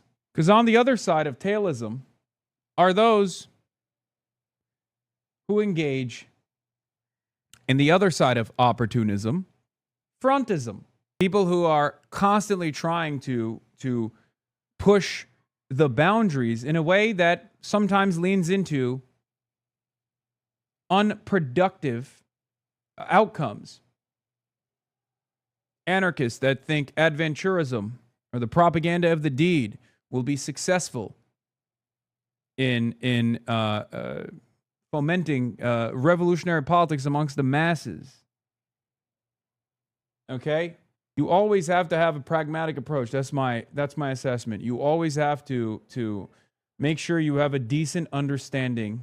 Make sure you have a decent understanding of where the masses are, how they self-identify, and speak to them with the language that they understand. I'm constantly working to expand the permission boundaries, and I think I do a fairly decent job at that. So yeah. It's like, do you really want a Susan Collins? The idea is so idiotic to me. Roll the dice. No, I mean, that's separate. These guys say that there's no genuine distinction between Susan Collins and Graham Plattner. That's their assessment. From where they're standing, they're both, one is a trigger man for American empire. The other one is sending trigger men overseas. So there is no discernible difference between either of them. And they LARP. They LARP as though they're like living in the third world in many instances. They LARP as third worldists. It's fine. My take always is like, if you're participating in the American electoral process, it's a bourgeois democracy. Of course, the options are incredibly limited. The confines are incredibly limited. So no matter who you end up choosing, they're going to have blemishes on their record. They're going to have idiotic opinions or wrong opinions or reactionary opinions. You have to make do with what you have and adjust it to the confines of permissibility. You have to adjust it to where the masses are. If you want to do mass politics, you got to go where the masses are. You got to talk like the masses. You got to develop a better understanding of the masses. That's why I always say, be normal, be normal, be normal, be normal. Okay? In any case, we'll soon make a final let's talk about this. Justin, at least 5 Americans reportedly hurt in recent Iranian attack. determination on a proposed 60-day ceasefire extension with Iran after wrapping up a meeting yesterday in the Situation Room. Meanwhile, a new report indicates at least 5 Americans were hurt in a recent Iranian missile attack on Kuwait. Madeline Rivera joins us from Washington, D.C. with all the latest details. Maddie, good morning. Good morning, guys. So that 2-hour meeting ended yesterday with little clarity as to whether the president will move forward with this memo of understanding. A White House official telling Fox President Trump will only make a deal that is good for America and satisfies his red lines. Iran can never possess a nuclear weapon. The president has maintained his key asks, which not only includes preventing Iran from obtaining a nuclear weapon, he also demanded unrestricted shipping traffic in the Strait of Hormuz and the removal of mines in the waterway. And regarding Iran's highly enriched uranium, the president says the stockpile, sometimes referred to as nuclear dust, will be unearthed by the United States, which it is agreed is the only country, along with China, with the mechanical capability of doing so in close coordination and conjunction with the Islamic Republic of Iran, plus the International Atomic Energy Agency, and destroyed. But Iran's parliament speaker says in a defiant post, "We seize concessions not through dialogue, but with missiles. In negotiations, we merely make them understand we have no trust in guarantees or words. Only actions are the measure. The winner of any agreement is the one who is better prepared for war from the day after." Secretary of War Pete Hegseth warning that military action is still on the table if both sides can't reach a deal. Our ability to recommence if necessary is, we are more than capable. Our stockpiles are more than suited for that, both there and around the globe, because of how we balance exquisite and more plentiful munitions. So we're in a very good place. Meantime, Bloomberg reports at least 5 Americans were hurt after Iran launched a ballistic missile towards a Kuwaiti airbase earlier this week. The missile was intercepted by Kuwaiti forces, but falling debris reportedly hit the Ali al-Salam airbase. Per Bloomberg, 2 MQ-9 Reaper drones were also seriously damaged in the incident. Charlie, Rachel. One last thing I want to say on this. While I was pissing, I was thinking about this. Okay. In order to engage in revolutionary politics, you need masses. Okay, you need the masses. And in order to get the masses to engage in revolutionary politics, you need to be where the masses are. You need to speak the language of the masses. Okay? This doesn't mean you must compromise, but you have to be understanding of their starting position. Okay? This is the number one principle of agitation, agitated propaganda. If you reach the masses and you don't speak their language, or if you reach the masses, if you go to where they're at and you don't speak to their needs, and you speak as though they're already class conscious, without trying to understand where they're coming from, without being charitable, without demonstrating empathy, without keeping in mind the profound impact of social conditioning when you speak to them, you are never going to achieve the results that you want to achieve. Okay? You have to speak to their needs, and you have to offer solutions, and you have to be always cognizant of their shortcomings, their setbacks, their ideological blinders. That's it. And Griff. All right, Maddie. Thanks, Maddie. Maddie. Very much. Be sure to like and subscribe for all the Fox News latest on YouTube. Another dawn, another day of motionless vessels on the Strait of Hormuz. And another day of these ships waiting for some movement from either Washington or Tehran to end the war for good. The ceasefire is a done deal that everyone agrees on the price for both sides, but the U.S. and Trump in particular just seem politically incapable of taking it. He's been fully BB-fied and adopted the strategy of, if other options are bad, just delay perpetually until something changes or opens up. Unfortunately for Trump, he's much more of a coward than Bibi and is unwilling, it seems, to perform the mischief that would change the situation. Where does that leave us? We are waiting for another round of money molestation via oil markets, methinks, says Noah Colwyn. It is true. They're literally looking at the situation. They're like, something will change eventually. Fuck it. Kyle is so funny, dog. Graham Plattner could have sexted my mom and I'd still vote for him. Yeah. And get this crucial economic waterway. You see a scenario where it kicks the can down the line for the next president? I don't think we don't make it to the next president if that's the case, chatter. Back up and running. President Trump had said that he intended to make a decision after a meeting in the Situation Room on Friday, but he did not, with the defense secretary saying he had faith in the commander-in-chief. I'm quite confident with our president who makes nothing but great deals, that ultimately it'll be something he's proud to defend, that ensures that Iran, which everyone knows should not have a nuclear weapon, never does. It's believed. Yeah, I mean, there is a timeline here where the rubber meets the road. I've been saying this over and over again, okay? All commodities traders have been saying this as well, which is that oil is a physical commodity that has inelastic demand. So once supply runs out, it's a global commodity. Once supply runs out, people are going to start getting really frisky. They're going to start doing things that you previously thought were crazy, that would never happen. Because without it, you don't have a fucking energy grid, right? Hospitals start closing down. Babies start dying. No more incubators, right? I've seen it with my own two eyes in Cuba. The entire world will turn into Cuba. Governments will collapse. You can't refrigerate food. Now, obviously, America as an oil exporter can stave off some of the worst consequences, but America doesn't just have a responsibility to the Americans as the hegemon and as also the party that triggered this event and the blockade of the Strait of Hormuz. America has a responsibility to the rest of the world to fix the problem that they started. So I'm not exactly certain as to how, what our plan is to fix the situation. What our plan is when push comes to shove, when the pedal hits the metal, when the rubber meets the road. Any deal would extend the ceasefire for 60 days and start talks on the future of Iran's nuclear program.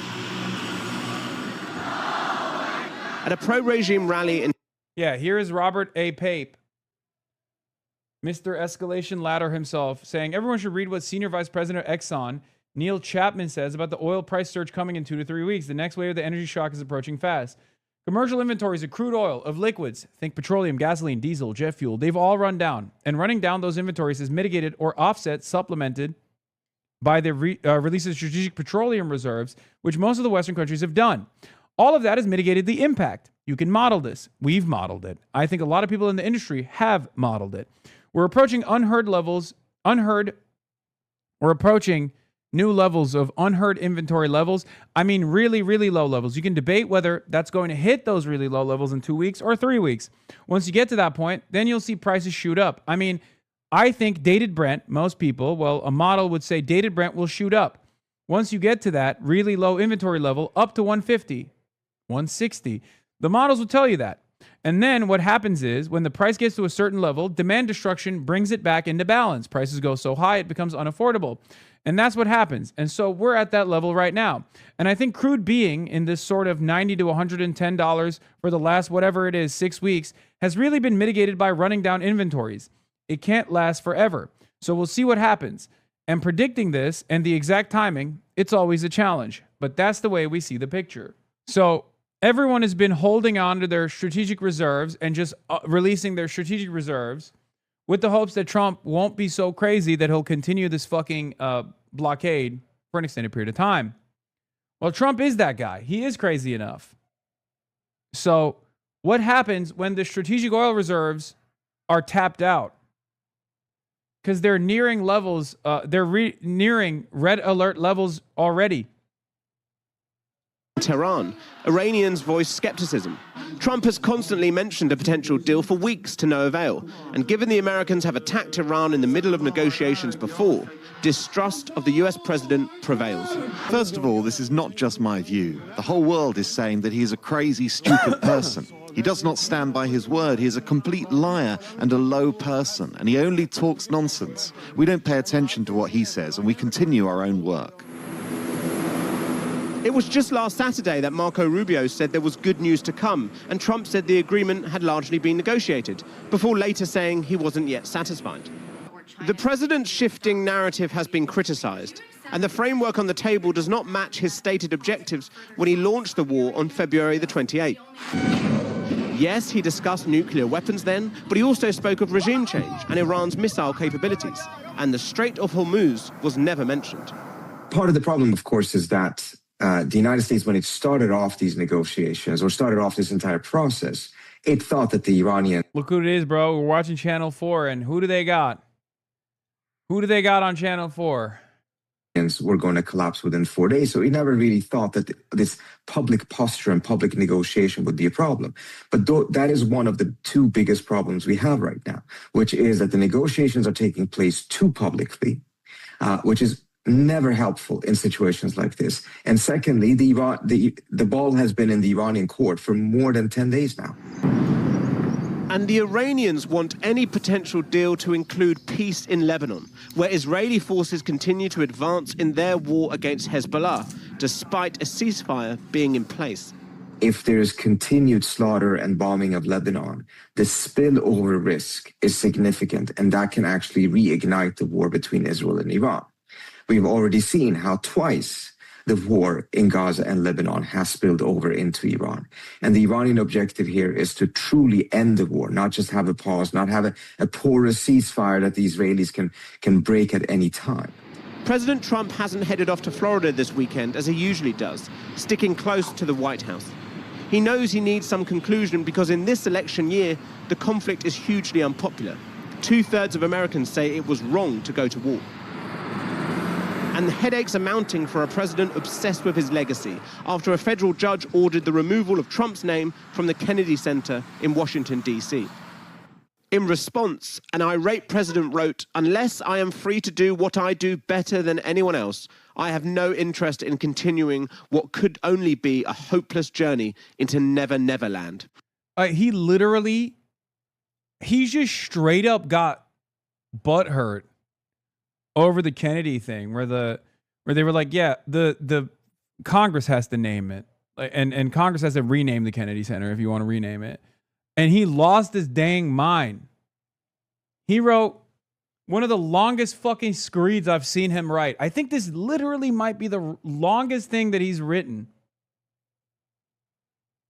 Saying, oh, if you don't want me, then I'll leave, I guess. No, he's not threatening to resign, dude. Oh, fuck, I wish he would threaten us with a good time like that. But of course that's not the case. What he's threatening to do is just like fuck the world up further, okay? It's like, oh, if you don't give me what I want, I'll molest the money further. That speaks volumes about Trump on Iran too. That when the president and there's doesn't get nothing his way, you can do he about loses it. interest. And the vessels on the Strait of Hormuz are left to wait for the president to refocus his attention on their ongoing plight. Now to the uncertainty about whether the war with Iran will reignite. The White House says it's working toward a deal with Iran that would extend the ceasefire for another 60 days, but no final decision has been made. Overnight, at a security conference in Singapore, Defense Secretary Pete Hegseth said the U.S. is more than capable of restarting the war, but expressed confidence that President Trump could reach a deal with Iran. Olivia Gazis joins us now from Washington, D.C., another Princeton alum. Olivia, good morning. Yeah, good morning, Adriana. President Trump met with top advisors for more than 2 hours in the Situation Room Friday in order to make a final determination on Iran. But officials have not said whether a deal was reached or was even close. They're very good negotiators. They're crafty. President Trump on Friday seemed to stop short of sealing a deal with Iran he earlier said would dismantle Tehran's uranium stockpile and fully reopen the Strait of Hormuz. The lack of agreement raising the specter of fresh military strikes and elevated energy costs, which administration officials have downplayed. Look, for many families, it's not nothing, but it's been less than $200 in extra. We had the Plattner spy in on another Maine campaign. The former Plattner aide that leaked the story and who only worked for the campaign over a couple of weeks in his initial months has resigned from Jordan Woods' campaign as of this morning. Oh, wow. The ex-Plattner aide who publicly leaked this stuff to the New York Times is pulling down $9K a month from Jordan Wood, a Maine 2 Dem candidate who has endorsed Plattner, the Democrats, an incredible political party. Well, she resigned. I'm telling you, man, the Israel stuff is fucking crazy. I think people need to be extra skeptical of the way that anti-Israel candidates are covered. Okay? That's it. I mean, if you can do that for Maureen Galindo, you should be able to do that for Graham Plattner too. It's kind of crazy. You need background checks on people you hire. I don't think anyone ever thought that it would be like this. Who the fuck would think that they're hiring spies to their campaign, chatter? Especially when they're first starting, especially if they're green. I mean, it's just crazy to me that there was a person in Kat Abu Ghazalik's campaign, there was a person in Abdullah al-Sayed's campaign, and there was a person in Grant Plattner's campaign. How would you not? No, dude, I'm telling you, if you're new, if you're relatively new, I don't think you assume that there is going to be someone who is potentially being very helpful to a foreign state and trying to undermine your campaign from within. I don't think people are that. I don't think people scrutinize to that degree. I think they just, because remember, these people, when they start off, they don't have that kind of motion. Like when Grant Plattner was like a random fucking oysterman who was propped up by Bernie Sanders and a bunch of other groups to run because they thought he was doing a really good job speaking at a town hall or something. I don't think they thought that they would have people that they hired, people that they've known for years, that would potentially operate like a fucking Mossad agent, okay? Going forward, though, yes, if you are a candidate, if you're running for office, you have to be, you have to scrutinize people extra hard. Because at the end of the day, Hasbara might be dog shit, but that doesn't mean all of the campaigns against critics of Israel are gonna be dog shit. Sometimes it's not gonna be dog shit. True. The gasoline cost. The diplomatic deadlock also deepening political problems for the president, with midterm elections now just 5 months away. I'd imagine if you could have timed things perfectly, having a conflict just in front of the midterm elections at a time like this isn't ideal. So if you wanted to play that game, then you would wait till the midterms are over, and then the following hour, you'll attack Iran because they cannot have a nuclear weapon. Administration officials argue continued economic pressure through an ongoing blockade and new sanctions on Iran could force it back to the table. There's three scenarios. We have the deal. We don't have the deal, but we just maintain the blockade and we keep squeezing them. And I think every day that goes by, much worse for them. Or we go back to kinetic action. But as talks have stalled, U.S. intelligence sources say Iran has wasted no time in trying to rebuild some of its missile and drone systems. Iran has historically had the largest missile arsenal in the region, as well as its drone capabilities. So Iran will certainly use any prolonged negotiation to rebuild its capabilities and its leverage. It is unclear at this hour whether talks are ongoing. A White House official said President Trump will only make a deal that is good for America and satisfies his red lines. Iranian officials have said that they have, quote, no trust in guarantees or words. Adriana? Olivia Gazas, thank you. And developing this morning, tensions escalating once again outside of an immigration detention facility in New Jersey. Protests have been going on outside Delaney Hall in Newark for more than a week now, with ICE agents clashing with protesters. And John D. Yeah, this is where we're going to be headed in a little bit. But the situation at Delaney Hall is pretty insane, and it's only gotten worse. Delaney Hall is a private prison facility, a for-profit prison facility run by Geo Group, a private prison business. And the conditions inside of Delaney Hall are heinous, immoral, awful. And the people that are inside of the detention facility, the immigrants that are being kept inside of the facility, have gone on a hunger strike, and also on top of that, they have started participating in a labor strike as well. Now, you might be thinking, why is there a labor strike at all? Like, how does this work? Well, Geo Group actually puts to work the people that they are imprisoning to maintain the prison itself, right? To do the janitorial stuff, to work in the kitchens and whatnot. And it's just slavery. These are people who have been living on U.S. soil, awaiting their court date, and then sometimes going to their court date and showing up and then getting kidnapped by masked thugs of the state. And now, of course, all of the right-wing shitheads are there. Cam Higbee was caught on video walking up to a group of protesters and pepper spraying multiple people outside of a Newark ICE facility. Then, as people reacted to being sprayed, an armed man pulled him away, telling him it's not worth it, it's time to go. Last time I checked, walking up to a group of people and spraying them with a chemical irritant is commonly charged as assault or battery. And then, after spraying the crowd, the video shows Higbee and the armed man running into the ICE facility while agents allowed them inside. Imagine the outrage if a left-wing activist walked up to a group of conservatives, pepper sprayed them, and then disappeared behind federal gates. The headlines would never stop. The law is supposed to apply equally to everyone. Except we all know that these right-wing agitators, Cam Higbee also literally went to Israel too. He's a agent for PragerU, and has served as a foreign agent for Israel, which, you know, there's no fair restrictions, obviously, on that sort of stuff. Proud Boys are also there today, this morning. They were doing a pro-ICE protest. You Nazi! Fuck you! What's up? What's up? What's up? What's up? What's up? After what happened the last couple nights, I think Rebecca Sherrill should have, this was unpeaceful, she should have disbanded this whole thing. First Amendment, peaceful protest.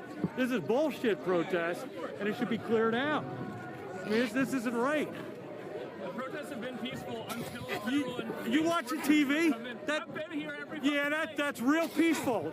Ask the state police how peaceful it is. Last night the protesters held a... I got hit in the head by a fucking piece You of guys concrete. are obstructing traffic, obstructing workers. You don't know what you're doing, okay? You have no clue what you're even fucking protesting. What are you saying? You fucking numbskull. All right. Tear gas or pepper spray. Yeah, pushing cops, pushing ICE agents, that's okay, huh? Yeah, January 6th, right? That was you guys? What's that? I don't know, was it? I wasn't. Were you there? Yeah, beating what cops. would be All right, on January 6th, how many cops died at January 6th? How many? Zero. You know who the fucking virus is? You motherfucker. Well, it's not peaceful. You can see that. It should be, Micah Sherrill, I don't know if she listens to CBS. Oh, yeah? Okay. Hold on. I'm turning on the laptop camera and turning off the... Okay. All right. All right. Well, still, I don't want to be super late and be rude, you know. Okay. Not much drop off in quality, given the camera is busted anyway. But yeah. So you got a bunch of fucking kind of looks like cops to me. I'm gonna be honest. Dressed up in Proud Boy gear. There specifically to agitate at the behest of the MAGA movement, the government. What? No. Fuck. God damn it. Look in the other backpack. Okay. All right. Oh, nice. Okay. Yeah. People have been protesting outside of Delaney already. Last night, Mickey Sherrill, the governor, who previously had done a stunt to try and go into the Delaney facility, the governor of New Jersey, actually decided to join forces with... No, we're good. Mickey Sherrill, the governor of New Jersey, actually decided to join forces with the ICE agents. They set up barricades, and she deployed the state troopers on her own constituents in the state of New Jersey at the behest of the MAGA movement, at the behest of the Trump administration, where the state troopers of New Jersey worked in tandem with ICE agents, with federal law enforcement, and pepper sprayed her own constituents all the same. Look, and there are still people who are trying to defend it. The use of state troopers outside of Delaney Hall does not seem to have diffused tensions like the state officials had hoped. Raj Parikh says, this misses the point. Governor Sherrill eliminated the ability of the Trump admin to create a pretext to make New Jersey into the next Minnesota for the ICE surge. This is exactly how to protect our neighbors from illegal federal overreach. Yeah, we should just fucking kill our own citizens so that, Trump's agents can't do it, right? Great logic. Sick the state troopers on the protesters so the feds don't have ICE to do the same thing. Brilliant gamesmanship if you don't actually give a shit about the human beings inside and outside of Delaney Hall. Yeah. Oh, you see, you don't understand. This is brilliant. This is statecraft. This is brilliant gamesmanship. This is games theory. Professor Chong would love this. Okay? What we're doing is we're hurting our own constituents ourselves so that we don't let Trump do it. Because if Trump did it, he would actually enjoy it a lot. And we can't give him that enjoyment. So we're just robbing him of that enjoyment. Is that what it is? Very stupid. Or not, disband this shit and stop it. This is a waste of taxpayers' money, and it's not peaceful. And you watch when we leave here how peaceful it's going to be. Message today: stop it. Mikey Sherrill, end this shit. Just end it. We don't want to see it. This is bullshit. If they didn't open the floodgates, Delaney Hall would exist. They let so many fucking people in this country. They should never did that. This wouldn't be here. Alligator Alcatraz wouldn't be here. This is all bullshit because they opened the borders. Let them in. Can't get the votes the right way. We'll get the votes. Yeah. That's what's going on here. Fantastic. Guys joining us live now from there in Newark. And John, now we have protests, clashing and dueling protests happening where you are, right? Yeah, guys, good morning, both of you. We are live here, right really in the center of all of it. On one side of the road, we have about a dozen people in support of ICE starting their protest. We have between 10 to 12 people out here, a lot of them saying that they are from Jersey. But on the other side, though, you can see there's double, if not a triple amount of the people on the other side of the road saying that they do not support this ICE and all these enforcement. Now, a lot of officers are out here telling everyone to stay on their side. They're fearing that things, could get heated out here this morning. But if you take a look here, though, at this video, this is what it all looked like out here last night. Right at 10 o'clock, New Jersey State Police in full riot gear were seen clashing with protesters equipped with gas masks and goggles. Protesters were given 15 minutes to leave the area established outside Delaney Hall or risk getting arrested. Just hours earlier, the New Jersey Attorney General announced state police would be stepping in for ICE and taking over public safety operations after a week of tense clashes outside Delaney Hall between protesters and ICE agents. The governor started what she's calling a peaceful protected protest zone. Take a listen. Our top priority is public safety, and we need to take this opportunity to lower the temperature now. I recently took an oath to the Constitution of New Jersey. I am going to protect people's right to protest peacefully, and I'm going to ensure everyone's safety. And I am confident in New Jersey we can do both. And just this morning, Governor Sherrill releasing this statement saying in part, quote, today and going forward, I urge everyone who is protesting to do so peacefully in the safe areas and work together to bring the temperature down. We need to focus on advocating for better conditions for the detainees, for their families, and ultimately the closure of Delaney Hall. Now, conditions are a part of what led protesters to break out last Friday. Organized groups claim detainees are on hunger and labor strike due to them. But Department of Homeland Security officials, well, they're claiming detainees get 3 meals a day and have access to comprehensive medical care and deny allegations of hunger strike. And a live look back out here, you can see a lot of people out here. She's navigating this pretty well, right? No, she's not. I just told you that she deployed the state troopers to beat the fuck out of the anti-ICE protesters, her own constituents. The opposition in this circumstance is the incursion by the federal government, okay? The federal government is overreaching. The federal government has deployed federal agents on Jersey soil outside of this private prison facility on New Jersey soil, and they're straight up brutalizing people from New Jersey.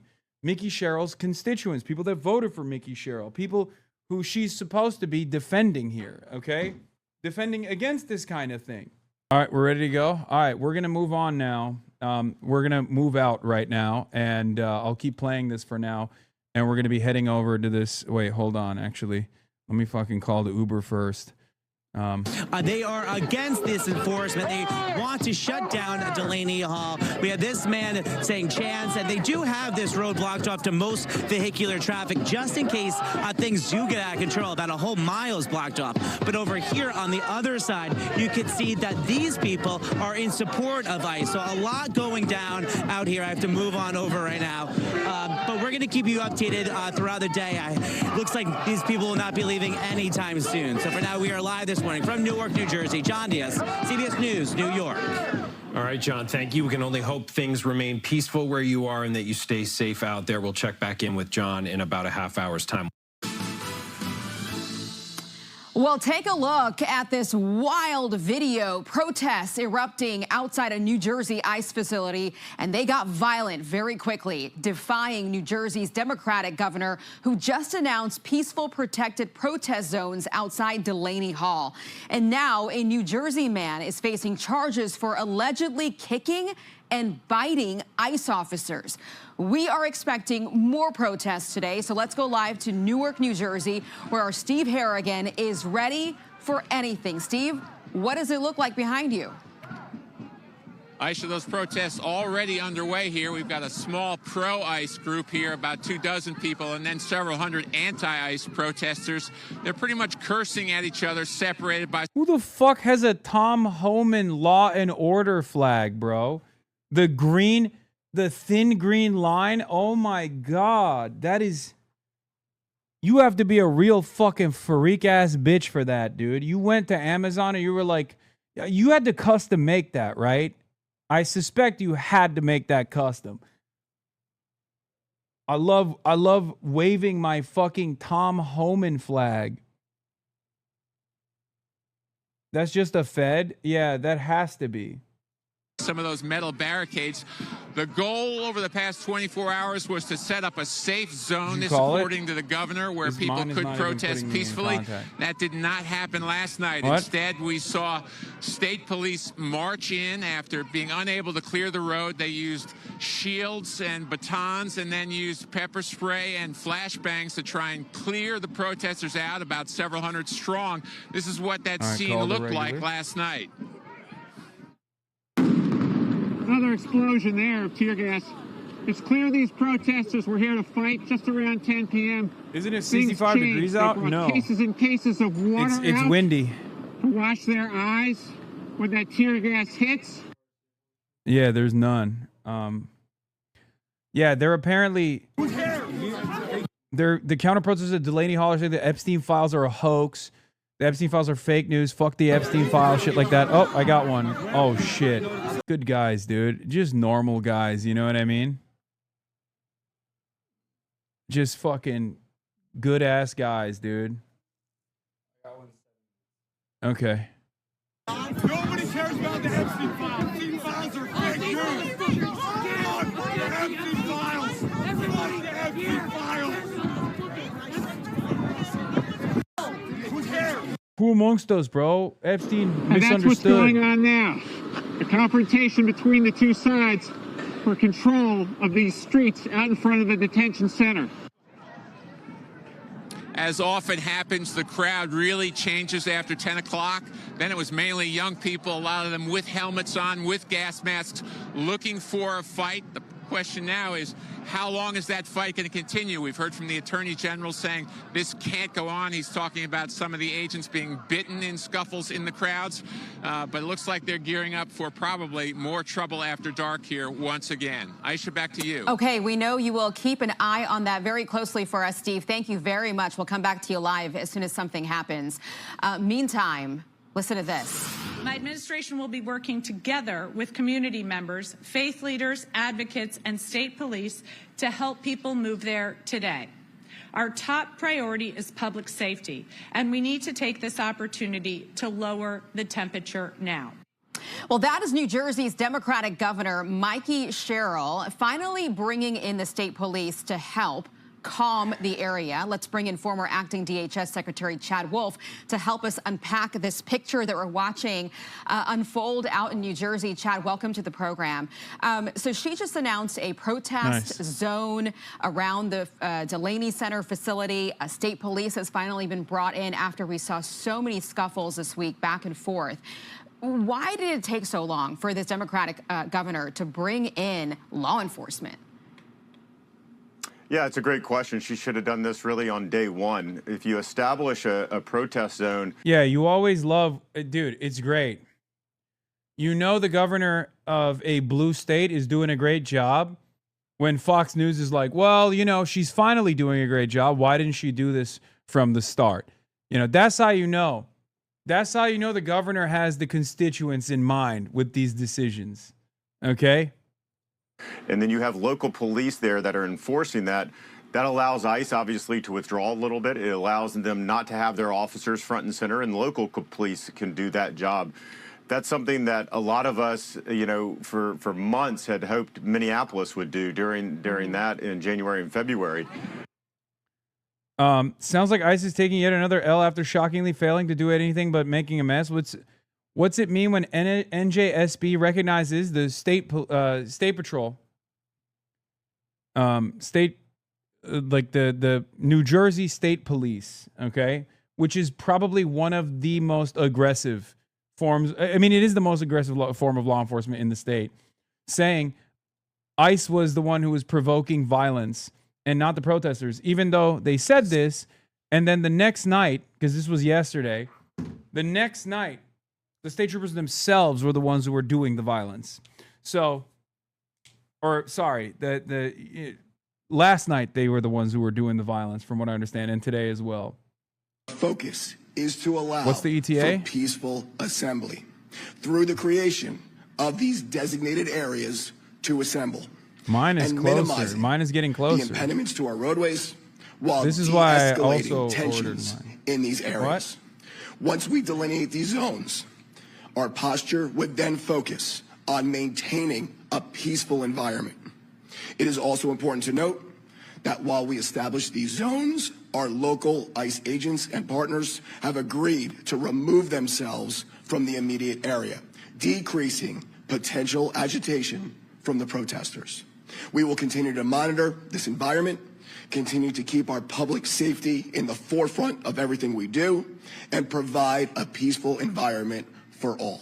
Thank you. Dude needs a throat lozenge. My God, yeah. They didn't do that. So it's good that the governor's coming to this. It's several days late, unfortunately. What you see there is these protests getting more and more violent overnight. See you on the other side. In the, after 10 p.m. And I think it's only a matter of time before someone gets seriously injured. And hopefully that won't occur. Hopefully by having local law enforcement in there, it will help. But just as the governor says she wants to, reduce the temperature there, the things that she is doing, the things that her state is doing with sanctuary policies are doing anything but that. So she needs to match her actions with her words.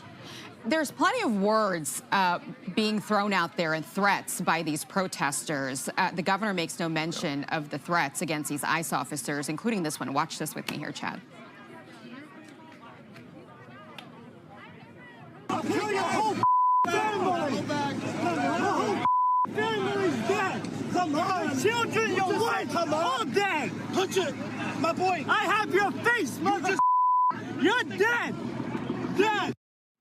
And now prosecutors are going after this guy. The Justice Department just charged a rioter named Brendan John Gear, they say, for allegedly kicking and biting ICE officers at Delaney Hall last night. And they say we will not tolerate the vicious attacks on ICE officers we've seen in New Jersey the last few days. These rioters are clearly not peaceful protesters, as you can see from the photos and these horrific wounds. Assault a federal officer, you'll be held accountable. The president has come out and said he believes that these are paid protesters.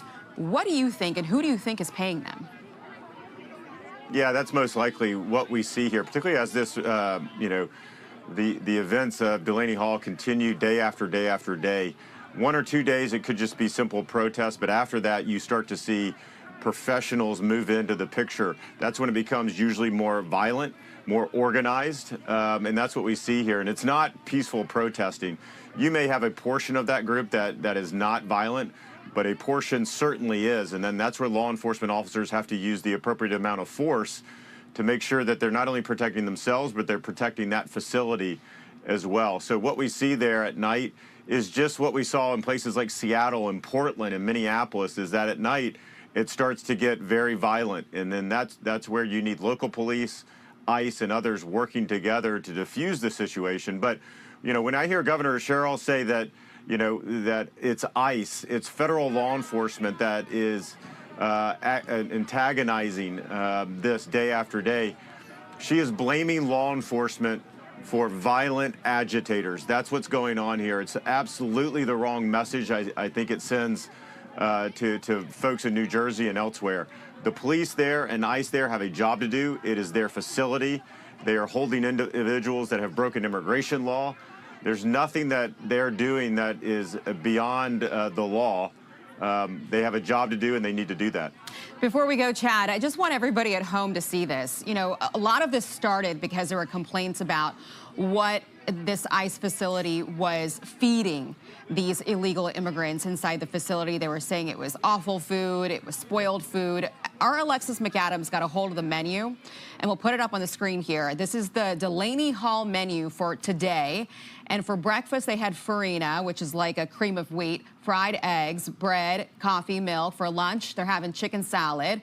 And for dinner, a variety of items: jambalaya, chicken patty, beef and bean burrito, Salisbury patty with gravy. Before we let you go, Chad, how are these ICE facilities treating these illegal immigrants? Yeah, look, there are national standards for all of these ICE facilities, including Customs and Border Protection facilities as well. And these standards are at the highest than you will see at local jails or county jails, or even to some of the state penitentiaries as well. Very, very high standards. And then there are internal groups. There's 4 different groups inside DHS that go out and inspect these facilities. And then there are outside groups that go out and inspect these facilities. So this idea that somehow they're subpar conditions, or they're not, you know, getting the right food, or they're not getting the right medical care. They even allow for mental health checks for some of the detainees. And so in many instances, these detainees there are getting some of the best health care that they have likely ever received in their life. And so when I hear that the facilities, this is from the left has done this years and years and years. It doesn't matter the facility, whether it's Delaney Hall or elsewhere. They will talk about how it's bad conditions, it's bad food, you're not getting medical care. That's not actually what they care about. They want these facilities closed. They don't believe anyone should be in detention. And just like the Biden administration, they want them all released on parole and into every American community. Yeah, well, that's not happening under this administration. Chad Wolf, thank you for joining us on this breaking news. Appreciate it.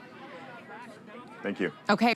Be sure to like and subscribe for all the Fox News latest on YouTube, and catch full shows streaming now on Fox 1. Fox News Alert, you are looking at a live shot at Delaney Hall. That is where those anti-ICE protests have taken place. The crowd has been chanting, "No ICE, no fear." So far, the protest has been peaceful, but this comes after overnight a protester bit an ICE agent. That individual has been charged. So too has the protester who threatened the life and the family of an ICE officer as well. These protests have gotten boisterous, and we will continue to monitor them. Well, Karen Bass has a lot of questions to answer. A report from her own city administrative official shows they spent $418 million for homelessness a year. But just 10%, only 10%, went to getting people off the streets. Now, how does that happen? CNN asked her, and she had a bizarre assertion. When you talked to Jake Tapper in 2023, you said that your goal was to end street homelessness in LA by 2026. It's now 2026. And we haven't ended it. We have not ended it, and we're not close to ending it. How are you so off? I found something that surprised me. I found a lot of people who work internal in this system who were very resistant to ending street homelessness. Who are those people? Well, meanwhile, Spencer Pratt is surging. A new poll has him narrowly leading Karen Bass, and now CNN is noticing. his chances are up significantly over the last few months. You know, you go back a few months ago, February 26th, he had just a 7% chance. What is that? That's 5 plus 2. Now, it's up like a rocket. Look, chances are he still won't be the next mayor of Los Angeles, but there's a pretty decent chance of it. It's now up over a quarter, a 27% chance. So those who dismiss Pratt's chances, well, you got another thing coming, because he's got a realistic shot of winning this thing. Now, I had the opportunity to sit down with Spencer Pratt, and while he was with me, he learned in real time that California Governor Gavin Newsom had endorsed Karen Bass's re-election campaign. Here's my exclusive interview with Los Angeles mayor candidate Spencer Pratt. Let's bring in LA mayor candidate Spencer Pratt. Spencer, thank you for being here. Thank you for having me. It's an honor, truly. I wanted to start by asking you about Gavin Newsom, who has chosen to endorse Karen Bass, citing an 18% decline in homelessness, dropping violent crime, and a stellar record, I guess, in the eyes of Newsom. That must be breaking news, because I had not heard that. But it's not shocking, because they're alleged criminal partners. Not only did they work together in their negligence in burning down 7,000 houses and 12 people alive, but they're both complicit in laundering, what, $24 billion to actually increase homelessness. Newsom and Karen Bass make up stats. Those are not real numbers. Anybody with... All right, I'm going to flip it. You don't have to show it for now. No. Oh, yeah, we'll just show it down. Yeah. All right. Oh, you can show it. Oh, okay. Am I missing it straight? Hi. What's up, everybody? We're back. We are currently on our way to the Delaney Ice Facility. We're going to be first linking up with Adam Hamawi and his team. And we are joined by Dropsite, who was kind enough. Do you want to be on camera? Yeah. Okay. Yeah. Of course. Hello, I'm Jude. Hi, chat. What's going on? Jude here probably doesn't know that I know that her and her friends were talking big shit. I was not talking about shit. me. Yo, listen. I waited for this moment to be on camera because we already linked up this morning at the rally, and I did the interview and whatnot, and I waited for this opportunity to be on camera to cook her, talking big shit. You're very mistaken, Hassan. Saying I'm counter-revolutionary. That's a lie. Saying you lie like a rug. I'm not a principled Leninist. I didn't say that either. That I'm a revisionist.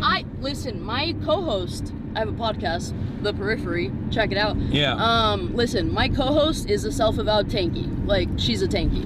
I'm just a socialist. I am the Hassan defender on this podcast. Yeah. Okay? Well, your association with this avowed tanky who misunderstands my positions. She really does, though. Like, yeah. I ask her why she doesn't fuck with you, and she's like, I don't know. I think it's just because you're a man. That could be it. That could be the case. Honestly, valid. Yeah, it's fair. Men are trash. I agree. Nah, but then we were glazing your Lenin. What is to be done? Yeah, no, you guys were making fun of me. I took that picture. Yeah, he took that. Which, by the way, that was bait. We said we ate it up, and that it was a funny ass fucking thing to do. It was obviously super framed. Yeah. Or post staged. Yeah, we did it. We did that on purpose, and of course. It was obviously bait. And you clocked it, where you said it's so perfectly positioned to center on the camera, and lo and behold, everybody in the entire political spectrum was like, "This is the worst thing I've ever seen. I need to kill you with a gun." I mean, I've been saying we gotta read more, so I was excited about it. Yeah.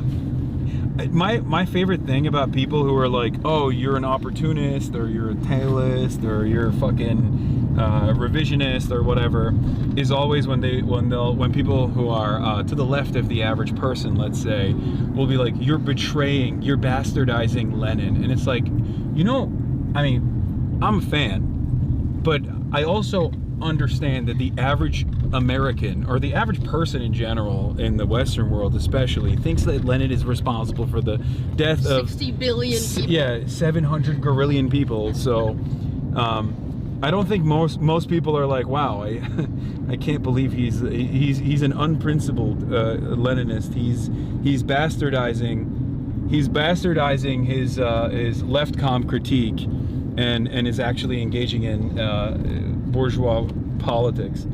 Yeah, I mean, listen, the episode where we talked about you, we had Lily Agla on, and she is also a tanky, self-described. They call me a tanky too. I don't Yeah, really give no, a me shit. too. But I was talking about how, like, Also, you're making sure that we're going to the right spot, right? I'm not. You're not? Wait, what did you put down as the address? What was given to us. Oh, then that's fine. That's the right spot. But I mean, I'm holding a camera. I'm not making sure we're going to the right spot. Okay. But it looks like we're going to the Yeah, right we're spot. here. We're here. This is or no, not this. Sorry, I'm saying that location is. Yeah, around the corner here. Yeah, is that them? It is. I think. Is that group the? Yeah, that might be. Yeah, it, right? can you just drop us off over there? Yeah. Across the street. Yeah. You have to go across the street. Yeah. We have to go across the street. Yeah. yeah, no, they call me a revisionist for defending DSA to some extent. Of course. Okay. Of course. Thank you. Any sort of engagement with elections is. Hi, chat.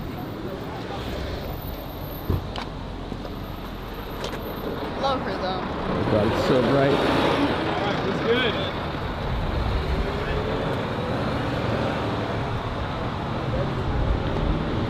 You guys are not masked up and goggled up. We have our masks in our pockets, but we're not Okay. goggled. Ben is All going to right. give you a little preview. Wait. Okay. We're not on camera? That's just for 1 second.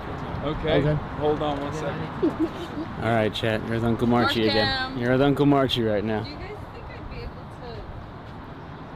put this mic on him too? Sure. Yeah. Go for it. Yeah.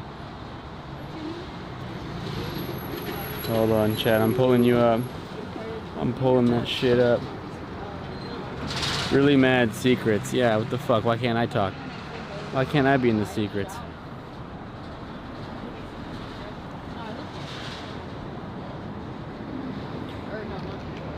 How we doing? You guys excited? I'm gonna go get smacked around a little bit by some fucking chuds. Been a minute since we've done that, eh? If anybody asks, chat, if any federal agents or law enforcement asks, Mauricio March Miranda is of Asian descent, American citizen, been here for many, many generations, my family, and they're Asian and white. Okay?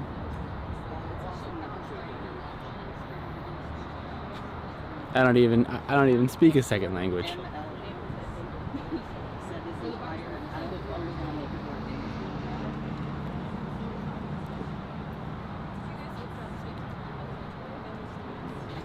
Okay, this is taking too long.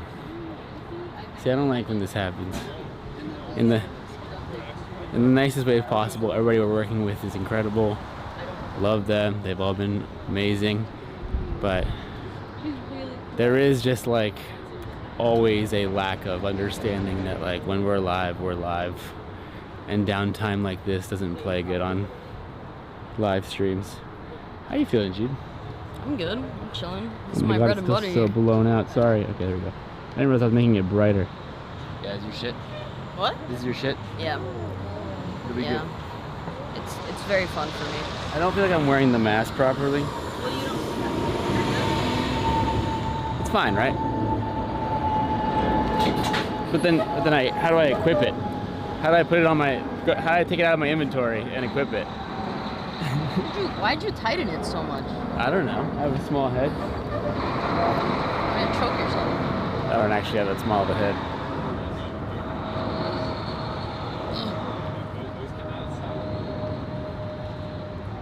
Alright. It's still Press way E. too tight. Press E. Okay, they're saying press E to equip. Bruh. Do I have to take it off? No. Did I fuck it up? No, you're good. You tightened it a lot. Oh, that goes around my head. Correct. Oh. Smart boy. Oh. Like Okay, that. got it. Okay, thank you. Hell yeah. Use your E muscle. Yeah, GTRP. Wow. Okay.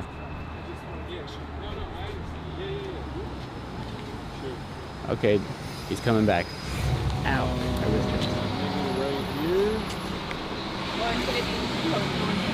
Right here. Or can I be right there? Sure, you put it. Good to see you. I don't know that you actually know who I am. What's good, brother? How's it going, Hassan? What's up, man? Nice to meet you. I'm with South Jersey DSA. Hell yeah. All right. This is the guy who we think. Yeah. Well, I got some aid. We normally, look, one of the most beautiful aspects of participating in protests like this is the unbelievable amounts of mutual aid that takes place. It's really interesting, of course, they try to criminalize that kind of behavior as well. There's been people that have been arrested in Los Angeles for giving others masks and things of that nature, face shields, stuff like that. But ultimately, when you go out there, there's always people with carriers that have, bottles of water, against tear gas, sometimes even milk, masks. Well, that was what was really interesting about last night when the state police pushed out and removed the medical tent. And then they pushed out past the second point where we moved all the supplies to. ICE came and sprayed pepper spray all over our supplies, so all the medical equipment was destroyed. Yeah. So, like I said, all done, like you said, all mutual aid. Yeah. But it is like the safest I feel usually, and I try to explain this to people who, are watching from home. One of the things I try to do always is to be not behind the police line, but in front of it where the people are. And in my experience, the safest you always feel is when you're in the crowd, as opposed to when you're closer to the police. And that's really interesting for someone who's never participated in something like this before. The assumption is like, police are there to save you, police are there to protect you. And you have a very different attitude when you're in a situation like this, where you very quickly realize that it's actually antagonistic. Like their relationship with the people participating and exercising their First Amendment rights is always antagonistic, always the exact opposite of what you would expect. You're gonna see as we make the left over here that the Essex County Sheriff has detained someone sitting on the ground there and wouldn't let him leave. This is sort of what we're saying is every single day the situation is different because a different agency comes in and starts making arrests. Whether it be the CERT agents through the GEO group, whether it be ICE, the state police, and now the Newark police and the Essex County Sheriff's Office. Yeah, it's also a real shame to see a blue state like this capitulate. Where, I mean, the argument that I hear from Fox News and other right-wing forces is, oh, it took too long for you to do the right thing. And you never want the MAGA movement and their propagandists to be agreeing to any action that you're taking, because it's very clearly an action that you're taking against your constituents. It's a real shame. Well, what I hear happened last night is that they are saying that the protesters are the one who threw the tear gas. Yes. When it's clearly on tape and documented that it's, they were just standing there. The Attorney General put out a statement saying that we were firing tear gas and fireworks at people, as if they are not the ones who were firing the flares and tear gas at us, and then kettled from the back, and then were firing over the crowd they were trying to disperse. So everyone got sandwiched and tear gassed together, and we couldn't get out. And so that's why it's important to be on the ground, to see and what is see going what's on, happening, rather than start perpetuating the same disinformation about who's and being the antagonist. What's happening right now is the state police and governor's office is giving briefings that are entirely false to legislators so they can spin on her behalf. Yeah, this is exactly what I saw. What is that? No, I think it's just trash. This is exactly what I saw at the UCLA student encampments as well. Those are some of the best organized protest movements I've ever been a part of, that I've ever observed. And yet, right now, Harmeet Dillon, the civil rights attorney for the Department of Justice, is currently trying to open up a new case against the UCLA students, even though they were unbelievably peaceful and they got attacked. And the police stood by as the counter-protesters, Zionist counter-protesters, came not from the school, mind you, but from the surrounding neighborhoods, to brutalize these kids that were protesting against Israel's genocide in Gaza. And they used fireworks, they opened up fireworks on the student campus, they brutalized them, they beat them with 2x4s. And then the police waited until, you know, they got their licks in, and then came in and prosecuted and arrested the students themselves. And now the Department of Justice is trying to further prosecute and criminalize the students that were already apprehended and arrested and detained under the Biden administration. It's totally ridiculous. And if I hadn't seen it with my own 2 eyes, if we hadn't documented it, it's super easy to fall for the mainstream media narrative, unfortunately. And the reality is the mainstream media narrative oftentimes is not siding with the protesters, but siding with the state, siding with the police, and taking their version of events unconditionally. Yep. So that's why I try to do this sort of participation. So who's been on the ground here so far? Like in terms of lawmakers, people who are actually like standing, observing, and getting the truth versus those who are just spreading that. So who's been here so far? Representative Ana Lilia Mejia, Representative MacGyver, and you know, I will call out Representative Menendez, who slept on the ground last night or a few nights ago to try to get access to Martín Soto, because he made a promise to Martín's wife, who was pregnant, that he would find her or find him. We've had a significant amount of state legislators here, from Senate Majority Leader Teresa Ruiz and others, but those who never reached the ground are now the ones spreading the governor's office misinformation. Right.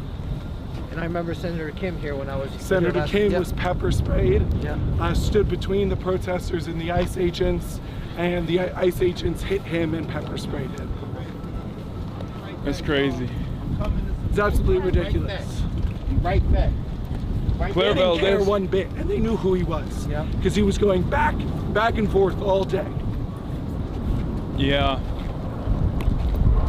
Yeah, that's another problem. Like, look,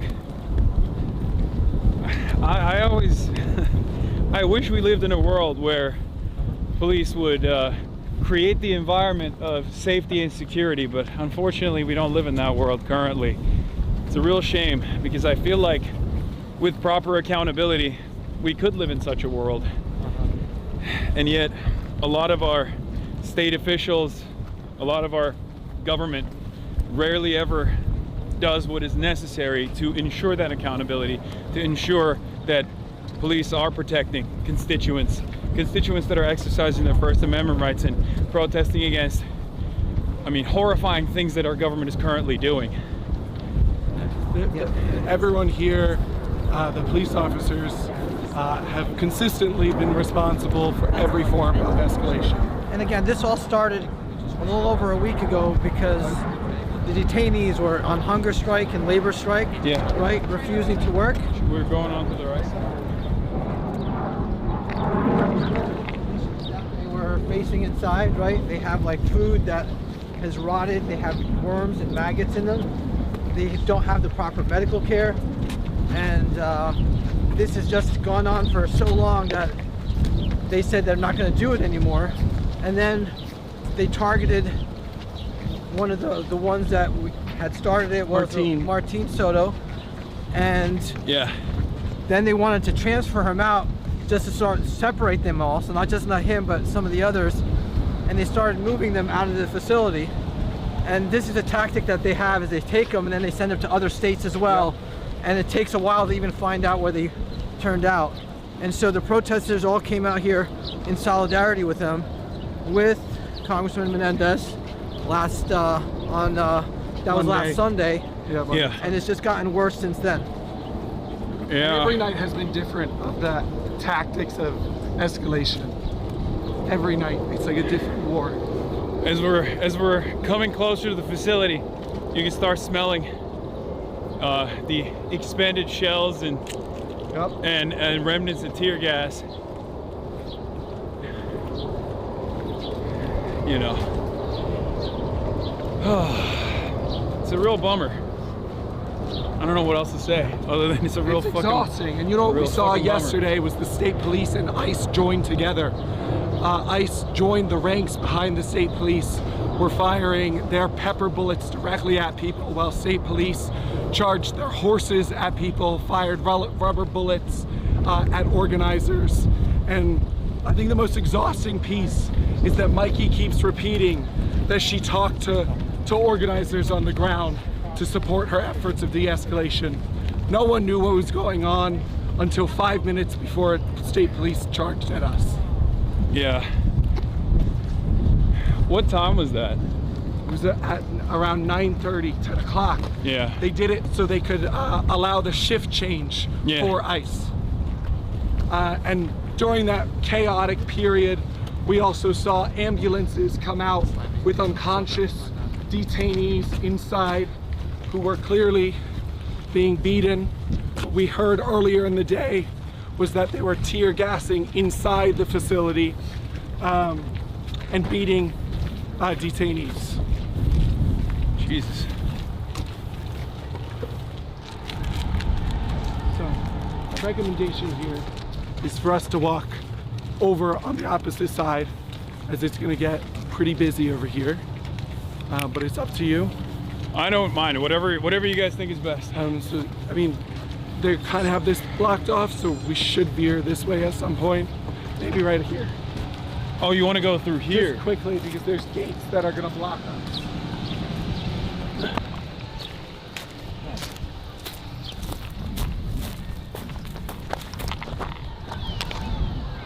And so this facility here, this gas plant, is run by the same company that pushed the Keystone XL pipeline in Standing Rock.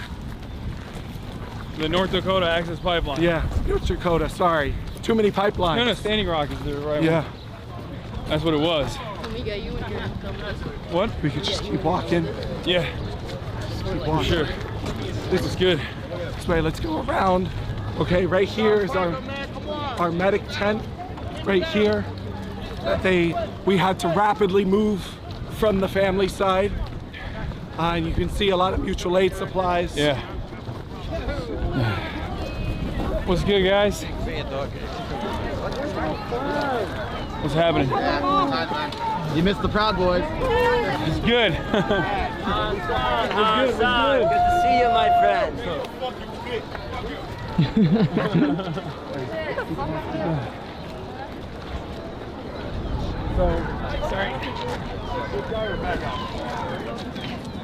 This is the south gate where they've been making transfers from. You may have seen a lot of the videos of the lights flickering and people jumping. Yeah. That's going to be on this side. And we are going to stay careful here because there is a family visitation tent right over there. What we have seen over and over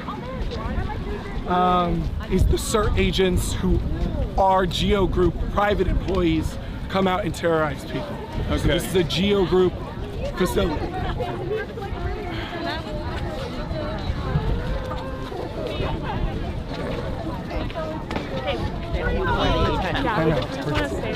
Okay. Yeah. So, Piker, do you want to comment on your recent What? subpoena? Well, Fox News Digital says I have a subpoena, but I've yet to be served one. So I don't even know what's going on. Kind of feels like you guys have more insight into what the federal government's doing than I do, and I'm supposed to be subpoenaed. We're just going to stay right here. Give him a little room, guys. Give him a little room. You mentioned about the foreign money coming in, the Level IC network. Yeah. Do you want to comment on the foreign networks, the finance? This facility. No, I'm good, man. Thank you. Yeah. So this facility, like I said, is run by the GEO Group, who is now the acting director of ICE, was a former executive here. As Adam said, you were saying that the conditions are deplorable. Yeah. No medical care in there. The food is spoiling. It's like got worms and maggots coming out of them, and they just have been in there for months, waiting for a status change on what's happening to them. And again, this is the condition not just at this facility but so many others. There's also, from what I understand, a miscarriage that took place, Yes. Yeah. and some of the victims in horrifying conditions are getting moved around without people having any accounting for where they go. So that was the case with Martin Soto, the organizer of this. The other day, he was secretly transferred to the Elizabeth Detention Center, which is about 15 minutes down the road, which actually has no access to light. Representative Menendez came out within 15 minutes and said that they were trying to coerce him with deportation papers and charged him with assault. Those are the same things that Representative MacGyver were charged with the last time Ras Baraka was arrested about a year ago, mayor of Newark. Yeah. It's devastating. All right, should we go back over there? Yes. I feel like we're causing a little bit of a commotion here. Hello, everyone. Yeah. This is what I was talking about. Yeah. So, So, I do want to show real quick that the Geo Group has removed visitation from these families. They have no access to their family members inside. They have removed the benches that families have been waiting outside with. Also, electronic communication has been removed. Access to the commissary has ended. Access to medicine has ended. Sometimes it takes 2 weeks after a report to reach emergency services, but let's go this way. All right, yeah. Remember, he's here to trick you into voting for the party that sent the state police here. That's his purpose. We're totally against Governor Cheryl. This is going to be her last term, so. Hassan, what do you think about her denim? She calling the peacekeepers for beating the shit out of her. Of course, it's fucking bullshit. Same thing that Karen Bass did in fucking California. I want to know whose side am I on? She's a one-term governor. So this is where the free speech zone was yesterday. This is? Do you see where the chalk was over here? They had this set up. No one was truly in it because the free speech zone prevented you from blocking transfers, which is why people are here, to prevent people from being detained and deported. This is where, right about this point, is where ICE joined the state police and started firing on people. I've also heard reports from Ana Lucia Mejia's visit where she was talking about how some of the people that are still detained are actually people who have already signed off on their self-deportation notices, and they're just still being kept in these facilities in an unjust manner. Because they do not want the detainees organizing and speaking about the conditions inside. It's fucking terrible. Which is exactly why this hunger strike, this labor strike, this slave strike, because they're working for less than $1 a day, has spread across the country. Being retaliated. Other facilities are doing the same thing? Yes, in Texas and in other places. There are now over 500 detainees who are part of this, 300 at this facility. Like I said, this is a slave strike. How can anybody look at this situation and think like, no, this is good and it should continue? I don't understand that. Now, have the lawmakers had access inside? Like when they've gone in, have they been able to lawmakers? State or no, federal? State lawmakers have not. Menendez was behind that fence. They let him behind the fence for like 12 hours. And they wouldn't let him in. He stayed there. He kept checking in with Gabby. But he couldn't go inside and see the let him facilities. He wouldn't get the whereabouts. He wanted to get eyes or the on condition. Yep. And they would not do it. So no part of the Constitution. Constitution. Snuck him out. They snuck the guy out. So no federal oversight at all. No. There were multiple times where vehicles were coming out that we thought they might be sneaking him out, and the crowd stopped and pushed him back. But at some point, they got him out, and that's why he's in. No part of the Constitution. No part of the Constitution has been followed here. Yeah, I'm not sure what you're asking. I don't know, maybe we're crowding over here. We can just go to a different spot. Why don't we? It's like, no, it's all right. Where should we? Okay. Would you like to Would you like to speak to some people here? Sure. What? Yeah, you got it.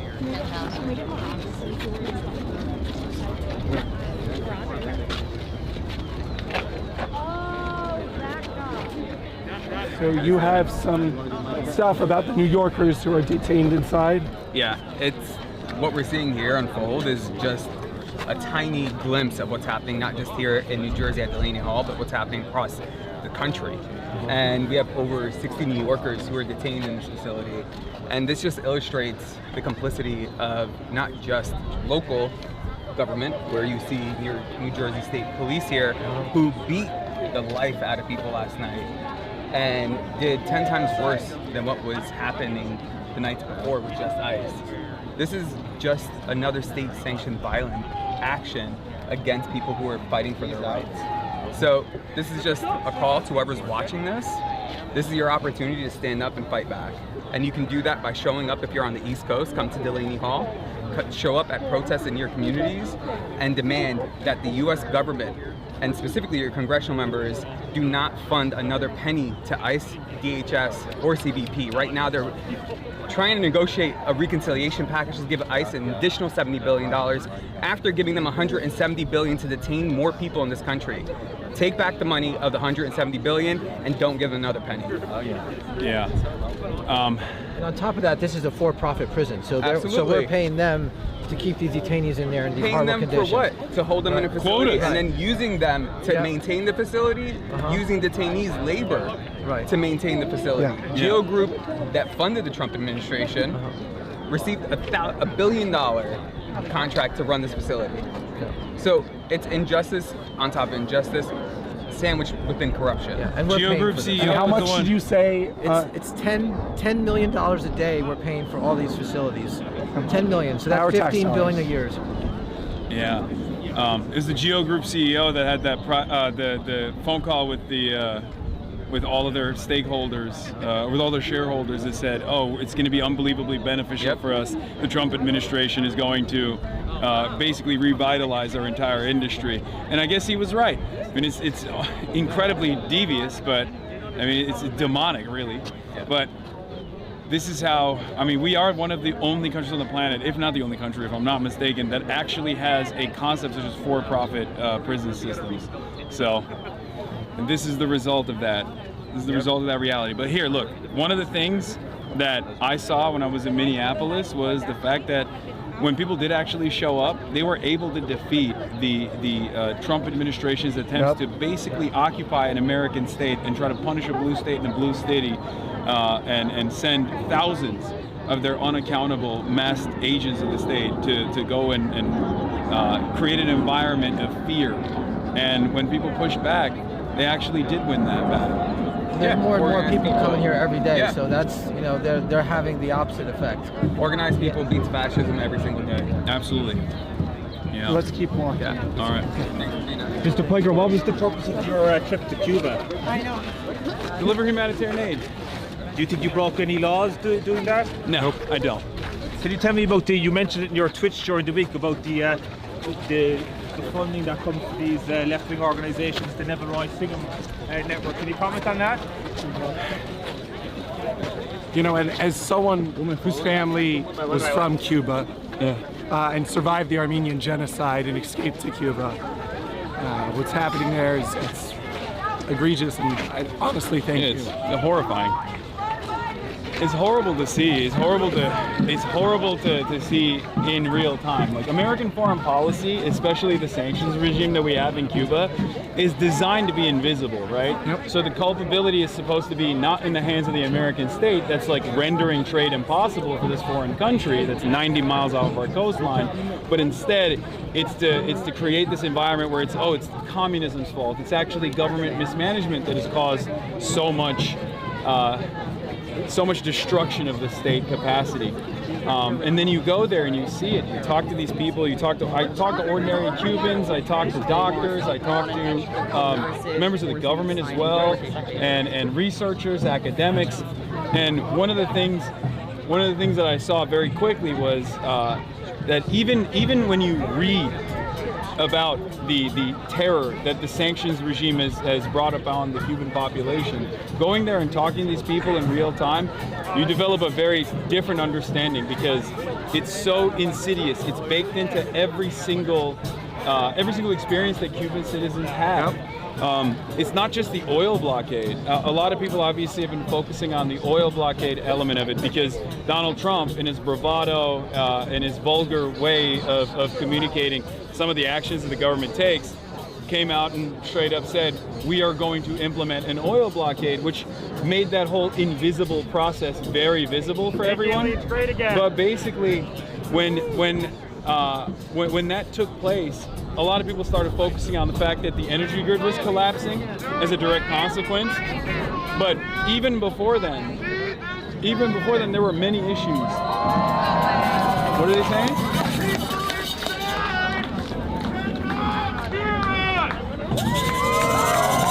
Why don't we take a moment? Oh, you want to leave? Well, should we go check maybe the front a little bit? Sure. Yeah, I don't like that either. Why don't we real quick go to the front line, take a look at what that looks like? Can you read their demands? Yeah. Oh yeah, let's do that. The demands of the people inside the detention center. Okay, so I'm gonna put it on Do Not Disturb so your notifications don't get shown on phone. All right, what are the Delaney Hall hunger strikers demanding? Many people have questions about what is happening inside of Delaney Hall.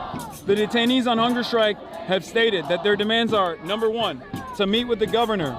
They want to meet with Governor Mickey Sherrill to go inside of the facility and meet the actual detainees. Number two, they want the release of the medically vulnerable people. They demand the immediate release of those with serious medical conditions. Number three, release young and elderly detainees. They demand the immediate release of young and elderly people. And number four, freedom. We're not striking to demand better conditions and treatment. We're doing this to demand our freedom. And they've said that they're going to continue the strike until they get heard. The hunger strike is not about improving the conditions of the facility necessarily, but to meet these demands. Most recently, they want medical attention for members in 2A and B who are the targets of retaliation.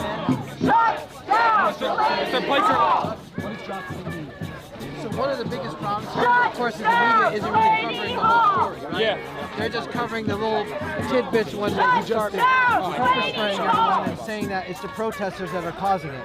Yeah. But you see on the ground, all they're doing is chanting, standing at a good distance, not really causing any trouble at all. And the chanting is to make sure that we are heard inside because they can hear us. Yeah. And that's why you've seen the clips of clapping and cheering inside. Yeah. Because it gives them hope. They haven't eaten in 7-8 days, and they need some type of hope after they are being beaten and brutalized inside. Yeah. And as you can see right now, the Essex County Police Department is defending ICE. And this is what we talk about as a police state. Not a sanctuary It state? is a sanctuary state, and also we're not supposed to have any masks. We passed a law that says they can't do that. The entire time ICE has been masked, running out of the street, tasing people over here, shoving their faces into the train tracks while these are moving trains. Detaining them, leaving them on random street corners. Yeah. And now Meg has been here for over a year and is running for council in Plainfield, cross endorsed with Adam. Do you have anything? I think the biggest thing is we need to make sure the focus here is not the protest, it's the demands of the detainees and their families.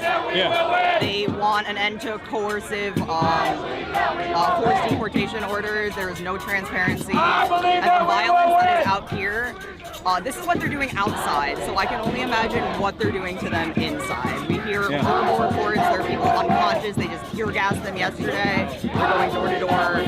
Like, the biggest thing is just to make sure that the focus is on the families. So we're here uplifting the voice of the detainees and their families and what they're asking for. And it looks like they're getting ready to. They're getting ready. Yeah, they brought horses. They brought like trucks with horses. They're ready to charge this crowd that we can see again, or just standing here. Correct. We didn't. Yesterday was the most peaceful day, and the cops came this way, beating us with horses, and ICE started shooting rubber bullets from that way. I literally came and texted my friends, wow, this is weird, it's really relaxed. In 15 minutes. It's usually how it goes, though. Yeah, it's calm before the storm. There's a moment of respite right before they strike, oftentimes, unfortunately. At least in my experience. All right, well, If you guys wanna go, that's fine. We'll probably also move out of here because we are causing a little bit of a commotion. I don't like that. I don't want to be the center of, you know, what's going on here. Mr. Flanker, were you debating my colleague Hasanabi? What I was gonna say is, I was gonna talk to drop site if you want to do that, and then before we head out. Flanker, were you a debater? Called you out online. Azra Namani? Yeah, oh yeah, sure. That's my biggest fan. He's my #1 fan. Sits around on my stream all day and watches me. Yes, of course. Here, you're at Fox News. Sean Hannity said he wanted to debate me. I immediately agreed. And it's really interesting because recently he got back to my team and said, actually, we're going to push that to a later date. We were supposed to have debated by now. I'm still very excited at the prospect, very excited at the opportunity. The spirit of debate is very good, you know. Testing the mettle of your arguments with your interlocutors is how we do democracy. So very stoked on that. And I do respect Sean Hannity for pushing back on his co-host on his radio show when she said, why are you platforming Hassan? You should be ripping his throat out with your hands instead. And he was like, that's ridiculous. It is a little bit ridiculous, I'll be honest. But, you know, I have my hyperbolic moments too, who cares? But yeah, like I said, I'm perfectly... Two debates, Azra Novani and Sean Hannity. Lock it in. Azra... Make it happen, right? Yeah. I'll debate Azra after Sean Hannity agrees to the debate that he wanted to do. All right, no problem. Will you speak about the foreign influence, the money that's coming from China? And the thing is, so here's what happened with that. Manhattan Institute and Azra herself as well reported on something that is publicly available information that you can get off of a Wikipedia page. I don't know why there's this environment of suspicion or this environment that takes this sinister shape for some reason when we're talking about things that are totally above board and totally legal. I don't have any personal contact with Roy Singham or any of these other people. I mean, I know some of these people. They're wonderful people in general. They're activists.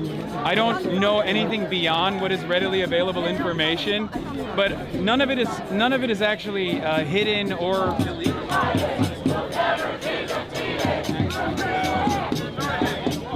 Hey, Hassan. And protesters in particular. I feel like that's not great, especially considering that Donald Trump said he was going to end cancel culture, he was actually going to end wokeism, and that he was the free speech president. I feel like there are a lot of people who believed in that message, and now he's betrayed that message. But then again, he also said he was the anti-war president, and we found ourselves in a litany of different conflicts that we shouldn't be in at all. So, you know, there are some elements of what Donald Trump has said in spirit that are agreeable. The idea that we shouldn't be waging unnecessary wars and foreign entanglements, and instead we should spend in the wealthiest country on the planet all this money on ourselves. And, you know, I think that we can unite around that message if people genuinely do believe it. Do you think that communism undermines the United States? That's what many people, what critics have. I think people are allowed to believe whatever they want to believe. That's the American spirit, baby. I just finally on the Sabina, you said you haven't heard anything about it. No. Yeah, son, I got No. I'm the chairman of the Black Panther Party in North New Jersey. Okay, what's up, man? Hey, what do you think? How do we solve this right here? How do we solve these issues right here in the community? Keep showing up. Keep showing up. Look. We live under at least a theoretical democracy. There's supposed to be a democratic process. Sometimes people make decisions. Sometimes they disagree with the previous decisions that they've made, even if they voted for a particular party or a person. And when things like this are happening, when we have people that are being unjustly detained, people that are simply waiting for their court dates, or people who are already at their court dates, what's wrong? People waiting for their court date or at their court date. Move. You want me to move? Stay focused. You good. You good, my boy. Yeah, I know. Hey, you heard me? Stay focused. You good. You good. But the people that's what you call it? Like you, Hassan, stay with me, baby. Ain't nobody coming. They're not coming to do nothing on us. You listen. I ask you a serious question. It's like you demonstrate. Most people you demonstrate. You try to get your demands be heard.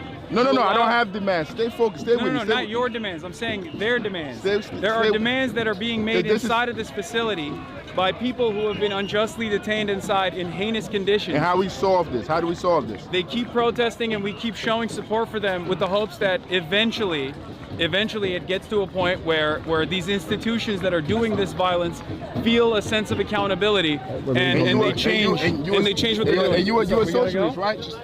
You're a socialist. That's what Yeah, about to get dangerous. That's what it says. You said socialist and capitalist club. What did that mean?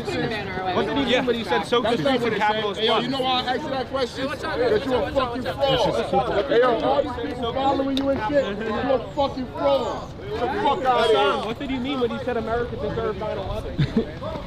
What did he mean when he said America deserved 9/11? What's going on, man? How you doing? What did he mean when he said America deserved 9/11? I think that it's called a pretty simple concept called blowback. That's what I was talking about. I've already mentioned what I meant in 2019. Do you support violence against ICE officers? No, I do not. I do not support violence at all. I'm a peaceful person. Okay. I love peace. What about the Antifa member that bit an ICE officer's arm yesterday? Do you condemn What that? about this? sounds What pretty about crazy. the ICE officer who bruised me yesterday, who beat us on the ground? What about the ones who Antifa pepper sprayed member us who in bit the an eye? ICE officer's arm yesterday? What about the, I have no idea what you're ICE talking about. officers who pepper You sprayed me said in the soak eye the on streets in Monday? capitalist blood. What did that mean? It's called LARPing. What does that mean? Should people take Live it action? seriously? ICE officers in pain. Come on. Just hyperbole amongst friends. You say hyperbole a lot, but when are you being serious versus hyperbolic? Fuck you, fuck Twitch. You got to make that decision on your own. So it's really, if you get blowback, you just say you're being sarcastic or hyperbolic. I think there's a lot of blowback to virtually everything that I'm saying. Unfortunately, by the likes of people like yourself, it is what it is. It happens. Are you evading have a- responsibility for your words? No. Not at all. He's never done that. Okay, Timu, Nick Shirley, that's enough. All Let's right. move on. Well, nice to meet Move you. on. Thank you. Did you work with the Cuban government? You're It excused. gets more preposterous Hassan, as did you you go work on, with you the know? Cuban You government? can't entertain them at all, otherwise they Hassan, just are you- start making I would have things up, you know? expected a sense of charitability, but No. Hassan, did you turns work out- with the Cuban government? do you guys have a vehicle out here that we can Hassan, take can I advantage show of? you? Got it over there somewhere. Hassan, Yeah. We can break the Are chain.com. you working with the Cuban Stop government? Israel arms going through New York and New Jersey. Fuck Twitch. We can break the Fuck chain. Twitch. Break the Yes or chain. no? Are you working with Fuck the Cuban Twitch and government? fuck you. You fucking view boughter. Yo, you abuse your dog? That's No. crazy, bro. Call us the Yo, crazy your dog got a shot collar? Your dog got a shot collar? One of the unfortunate problems that exists with this kind of coverage is that there are a lot of wonderful people out there who want to do right, You abuse who your want to do dog. right by others, You abuse your dog. and then there Why are your dog got a opportunists. shot collar? There are opportunists who want to make a Why name your for dog got a themselves, shot collar, cuz? and they Hey, try to cuz, why your do dog got a shot collar? ridiculous nonsense Take like your dog this. out the cage, Hassan, you man. said soak the streets But- in capitalist Let him blood. breathe. Let your dog breathe, bro. You know, You said It's America unfortunate that deserved people 9/11. try Rights to too. change Animals the deserve message rights too, brother. from the voices of the Animals detainees deserve rights about too. themselves. It's just that And that's what we're seeing here. Yeah. their minds are so twisted that they think other people are the same What's your way. name? yeah. Well, the thing is, Rob people, right? it doesn't even make sense. Rob people, right? It doesn't even make sense that there's no sense or sensibility to the message. Hassan, why won't you answer my And it question? actually unironically makes the people screaming like this look very strange. Why are you telling people to rob people? But They can't. a lot of people don't have any sort of a lot of people don't have any Whoa. Give me my mic, give me my understanding. mic. I don't have it. You know, Dog, gang. Don't touch me. That was pretty easy. Why would you abuse your dog, though? Kind of just remove the wind. Why would you abuse your dog? You know he abuses dogs. Need him to. You jack him? I've seen his dog. He's a nice dog. Doesn't abuse anyone. Only You know people he abusing are the ones You around don't us have- right Okay, in now. public, freedom of speech is an abuse? Freedom of speech is an abuse? Fuck Twitch and fuck you. Go back to the desktop. We really do IRL. Go home. Go home. what? Go Did you say somebody should kill Charlie Dog Kirk? abuser! No. You didn't say that? No, I was about to debate Charlie Kirk. Why the fuck would I want anybody to kill him? I was supposed to. I was supposed to debate Charlie. Listen, I know this is a difficult concept for you to understand, but I was actually supposed to debate Charlie Kirk 2 weeks prior to his assassination. Obviously, I have a very different method of going about things than the way that you're trying to present it, because if that was my mentality, I would never try to debate him. Charlie respected that, and it's really sad to see the rest of the remnants of the conservative movement refusing to carry the flame in the way that Charlie Kirk wanted it to be carried. I, on the other hand, do carry that flame, because we are Charlie Kirk. Discussing things like America deserves We carry the 9/11. flame. By saying We fight for the gospel. Like America deserved 9/11. We honor his name. By working with the Do you Cuban know those government. words? Do you internalize those words? You should. Charlie Kirk is used inspiration, and he didn't work with the Cuban He's an government. inspiration Did to you me work too. With the Cuban government. He inspired us all. Why won't you say Certainly anything about myself. your involvement with the Cuban government? I mean, you're making shit up. What do you want me to say? Like, Did you work with the Hi. Cuban government? Are you conspiring with the Cuban government? no, dude. What the fuck are you talking about?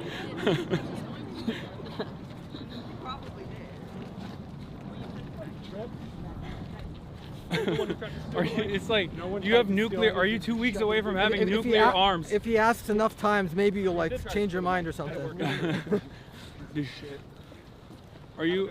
I have a good authority that you are 2 weeks away from developing nuclear arms. Why won't you respond? Thank you. Exactly. More testosterone in your And then when you entire destroy body. it, you want to destroy it again. Yeah. I literally he said something about him sucking cock, and he immediately went to my mustache. Why are you here? What do you think that man's teeth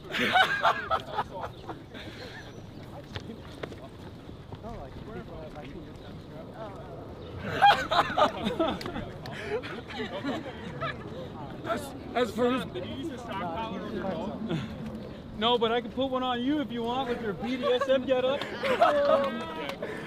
Would you prefer to go to prison in Cuba or America? Would you Are like you to go to are prison you, in are Cuba you a or Benny America? Johnson? I feel like, look, you said, You doing, mustache? What a nonsensical question. you said, Can you hear that? Look, you why is said your guy getting violent? you were Why is your guy trying to steal my mic? violent? Get out of here. He's giving you a comment. That's Get not outta violent. here. Why are you Well, so he's trying to block soft? my mic. Yeah, because Right, you're that's not fucking violent. following someone, dickhead. Like we don't want to talk to you. What was your comment? Do you do this Would to you like women? to do prison Do in you do this America? to women Would you who like don't to go wanna to talk prison to you? in I would like to America do or Do you do prison this in to women zero who don't wanna places. talk to you? Prison in Do you America do or this to Cuba? women who I would don't like to wanna do talk prison you? in 0 places. I would not like to go to prison. Shorts over there. I'm not That's my I know. take. Yeah. Why are you staring at his ass? Fucking 3-inch shorts. Oh my god, you do have the booty shorts. This guy's right up on your ass. You good? A lot of gay comments over here. I'm trying to understand the concept Why here. you, Hasanabi, why are you supporting him? He's pro-military. What's up with that? Come on, Oh like my you're a god. socialist. We have literally, we have the fucking schizos of every spectrum today. Oh my lord. About Gaza and Sudan, but how are you talking about military now, huh? Oh my. Talking about. I'm a New Jersey resident. I see your eyes. We're gonna go with them first. Talk about that. I haven't seen that. That was great. Very much just spending money on that. The difference in Well, the team, organized really good there. protests in Los Angeles is that there's a massive mobilization, and it's usually organized like by local advocacy orgs too, as opposed to this one is more like a patchwork And they couldn't get away. and probably like rapid response. But so for that reason, it was mostly like there was a lot of media there, and also on top of that, a lot of agitators who have no investment in the Yeah. issue at all, that are just simply there to be like, oh, I'm going to be the next Nick Shirley. And you know, there were influencers and agitators there yesterday and the day before macing us.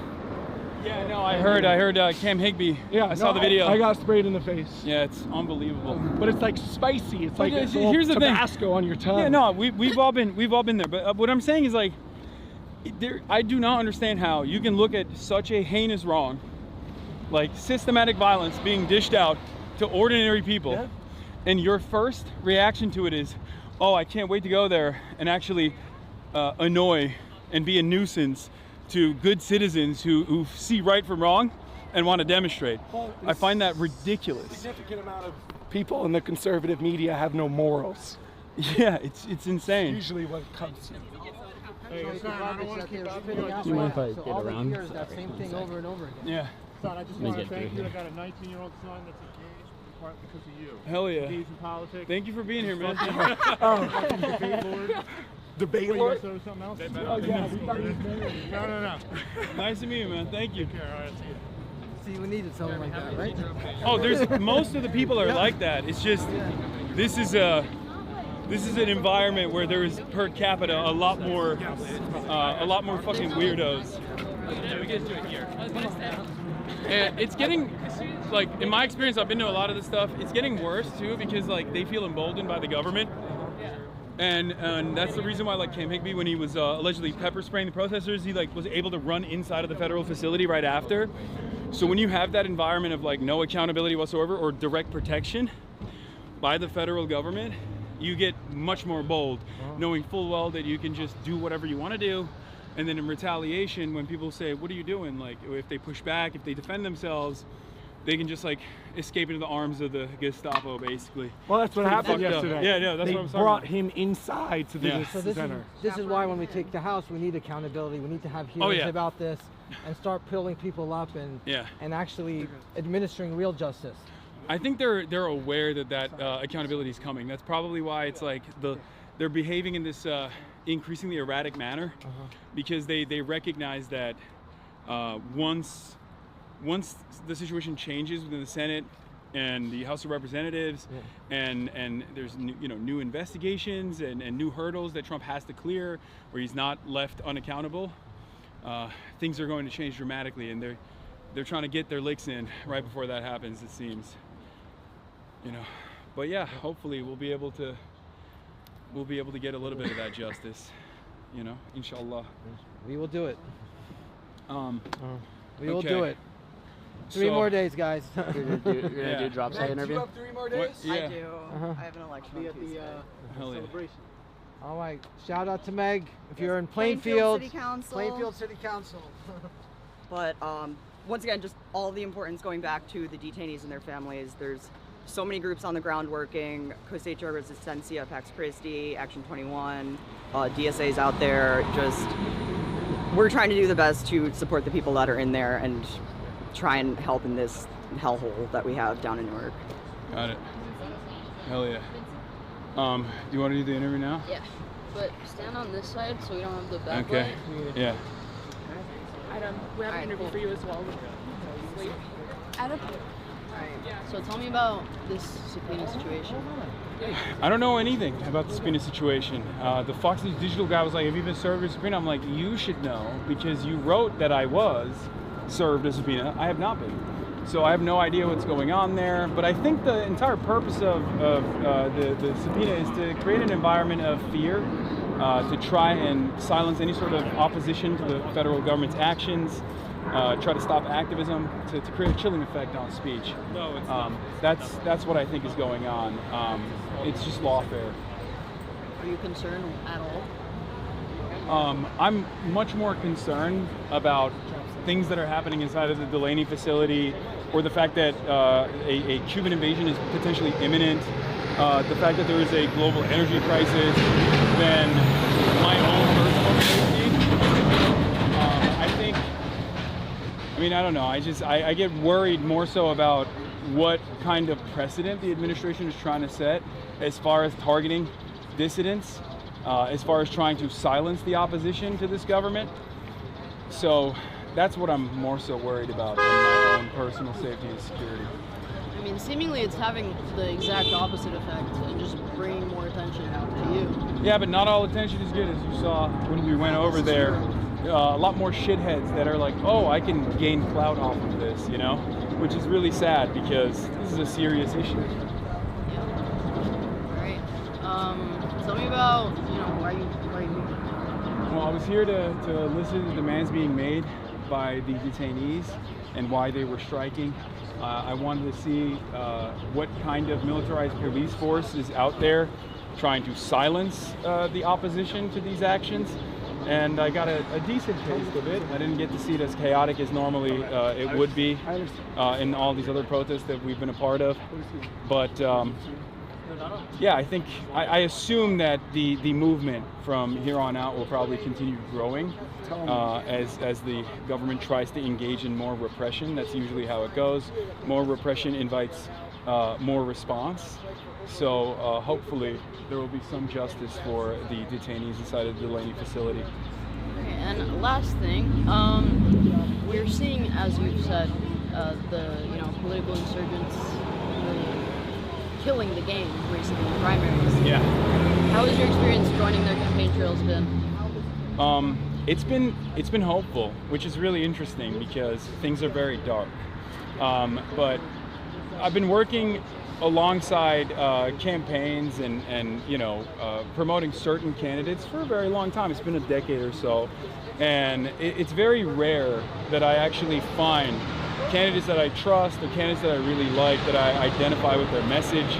And this midterm season has been very different in my experience. There are DSA candidates all around the country that are running against do-nothing Democrats, running against centrists and corporate establishment Democrats to be the change that they want to see. And that gives me a little bit of hope. I'm glad that there are people who don't just sit around and say everything sucks, but they try to take matters in their own hands and try to change the system, albeit marginally. Okay, actual last thing. So you have been asked today by said shitheads why you went to Cuba. I want to ask you the same question, but not in bad faith. Yeah, no, I went to Cuba. I'll answer it in bad faith too. I went to Cuba to deliver humanitarian aid. I also got a journalism visa as well to see the impact of the American sanctions regime, and it was devastating. And I did both of those things. I made a mini doc about it on the sanctions. I interviewed activists, doctors, I interviewed other politicians, I interviewed the foreign vice minister of the Cuban government as well, to try to figure out how much of the devastation in Cuba is the responsibility of the American sanctions and how much of it is the economic mismanagement of the government. And the reality of the matter is it is pretty lopsided and not in favor of the American government there. It's mostly the American government's 60-year-long embargo and the subsequent blockade that has destroyed its electricity grid. They're trying to electrify it to the best of their ability. They're just trying to survive. They're very resilient people.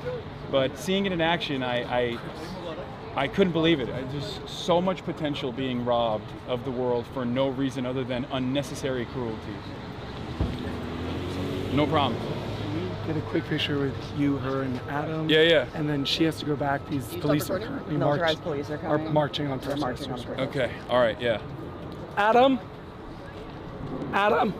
Dr. H! Adam. Real quick. Who I got in the finals? Oh, you don't want to hear me say it. Wendy Almao. All right. Quick, Okay. quick picture, and then I got a boogie. That's my Malice King.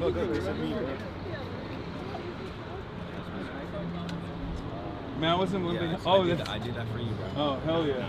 I know you did it for the proletariat. All right, cool. Ready? All right. Ready, Freddie? Yeah, let's do it. We're taking a photo. Oh, okay. The Red Bull. Thank you. That's up to him. Probably not lobby since that'll like stop, but if you can do go up to the room. Of course. I will try. Right, thank you. If he's got it. Hassan, would you be down to speak back at the room sitting down for an interview? Or we could do that, but I was just gonna end it. Oh, okay. But we don't. I mean, we can. Yeah, we can do that. That's fine. Yeah, it's up to you. Yeah, we have the mics, right? Yeah. All right, yeah, let's just do that. Sure. Oh, there it is, Department of Corrections. Militarized. I called the car. It's gonna be. We have a ride. Oh, okay. All right. Yeah, we can go with that. I'm gonna give this back to you. I never used it. Yeah, I thought you guys were staying longer. Does it get crazy till night? thought we were gonna stay in longer too, but then I felt like our presence there was not as productive as I would have liked it to be. It may be the case. You know? As it usually goes. No, Usually it's not usually bad. it's not like that. They've been just swarming anyone who's showed up. Yeah, this is one of those things where it's like it's just beginning. I feel like so the amount of protests there is like limited in number as opposed to like the amount of media. So then it turns into a little bit of a circus. Adrenaline is really high. Yeah. Especially this time of day, Yeah. like it's like just. Yeah. And then also a lot of opportunists. Oh my God. Yeah, it's that ridiculous. was shocking. Well, they'll just start throwing things at people and then being like, "Oh, why are you angry that I attacked you?" Like, well, yeah. Yeah. Yep. Where'd I go? That red car right there. Okay, let's move this one. Good. Let's see your Gonna hide our vehicle. All right, which way? Thank you for everything. Would you like this back? Thank you guys for coming. Of course. Thank you so much. Nice to meet you. Nice to meet you too. Oh yeah. Damn. I blame, and I told Hassan this off stream too, but I'm gonna share it with you, Chad, because you're my confidant. I was like, this motherfucker sits down in the hotel room, frame one, after telling me all day, we're not gonna tell anybody we're going to Delaney Hall, we're just gonna show up there, that way we don't attract any unwanted attention. Frame one is just like, yeah, we're gonna go to Delaney Hall later. I'm just like, God damn it. Too careless, too careless. I bet you at least 5 of those guys were not gonna be there until they heard on his stream What was that shit? saying that. It happens. But that was particularly bad because I guess he's just bigger also now. Not as productive as we would have liked, unfortunately, but kind of out of our hands. He represents. It's like we've done these so many times before. You guys have seen, and there have been times where like we get a bit too much attention on us, and we try to like stop that from happening. But I didn't show you guys. I didn't pan the camera to show you guys. But at one point, you remember at the Zoran election party where there was that shot that I got of him with 100 fucking 100 fucking cameras, like crowding around Hassan. It was like that right now. I just didn't pan to it, but we were standing there and there was like at least 30 people with cameras and phones surrounding. I was like, this is not what we're here to do. Like, this is not the point of this. So, probably best if we GTFO. I didn't realize I made an impression. I'm with Thanks for shouting that out on stream. Hell yeah. Nice to meet you, man. Yeah. We're ready for us. All right, let's go. All right, let's go. Which one? This one. Red one? All right, let's do it.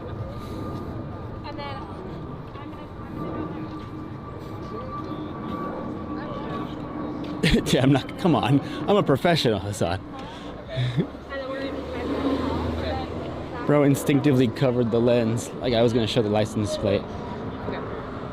Like it's goddamn rookie season.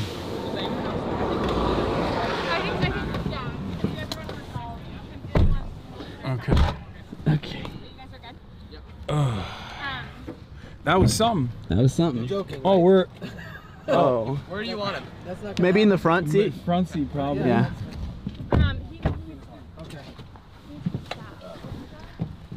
Yeah, that's crazy.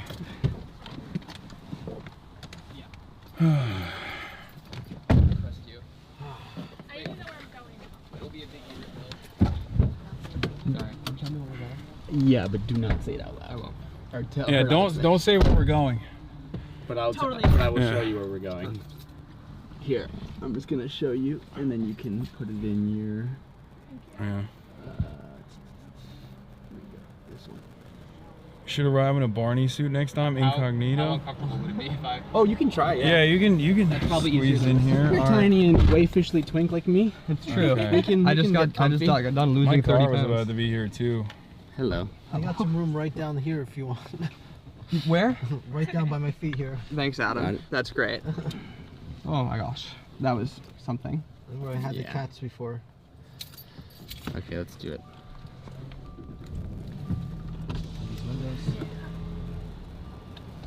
Move up a little bit more, give you some more room? Oh no, I'm good. I'm good. You don't have to. My knees are fine. I'm never gonna forget. You're joking. I opened the door. Yeah. Yeah, we're carpooling, chat. Not the New Jersey welcome he deserved. I mean, we didn't get to literally talk to people from New Jersey. Every single person that was there, that was an agitator, was outside of the state. They literally fly to places like this. People in the MAGA movement and you know, kick streamers and shit like that. They fly around just so they can get their licks in. You know, get a couple clips. It's a sad state of affairs, but what are you gonna do? You know.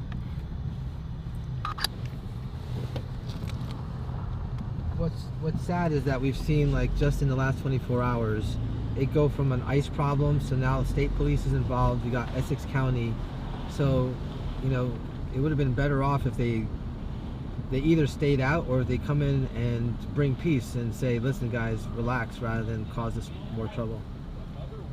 Yeah. Hi guys. There was literally a guy yelling about the Twitch CEO's name. Like, they were yelling about Dan Clancy. It's like, dude, you're not a serious person. You're not a human being. Like, you're barely a fucking human being if you're doing that in a situation like this. It's not like we're at a block party or something and you're ruining the vibes. You're doing this at, like, you're doing this, you know, 500 meters away from people being starved to death. Yeah. In concentration camp like conditions. Have some decency. It's hard, I know. It's hard to come by, but it is what it is.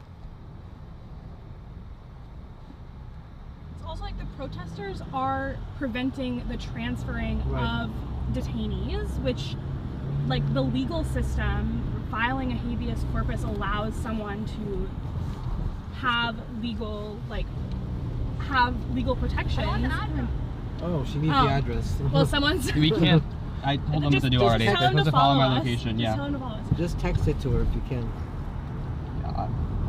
And instead of, like, having due process, which, like, lots of people, especially the people that are getting picked up inside the courts, are just going through routine immigration appointments, and instead of having due process and access to legal representation, what happens is they're coerced into signing deportation orders that are meant to be confusing.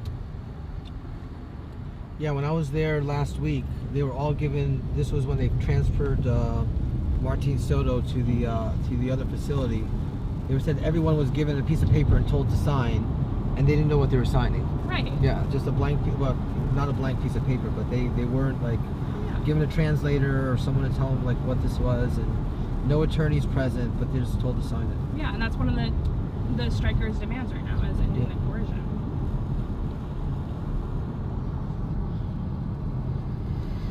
Potholes everywhere, bro. It's New Jersey, baby. I mean, actually, the roads here are nicer than California. I will. Don't judge New Jersey by right here, okay? There's better parts of New Jersey. Yeah. Ready to do some pothole politics. Yeah. We do need to fix the roads, though.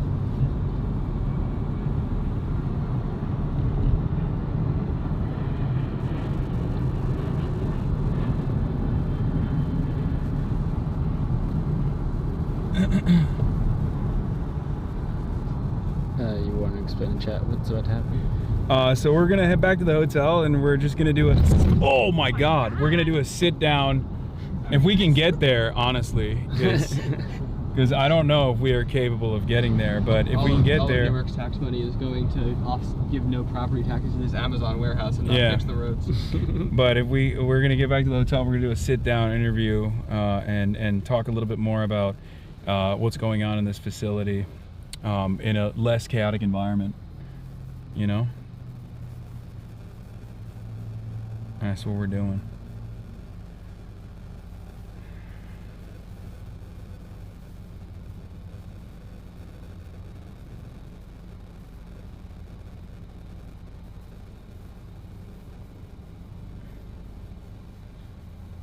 Where your tax dollars aren't going, potholes. Yeah.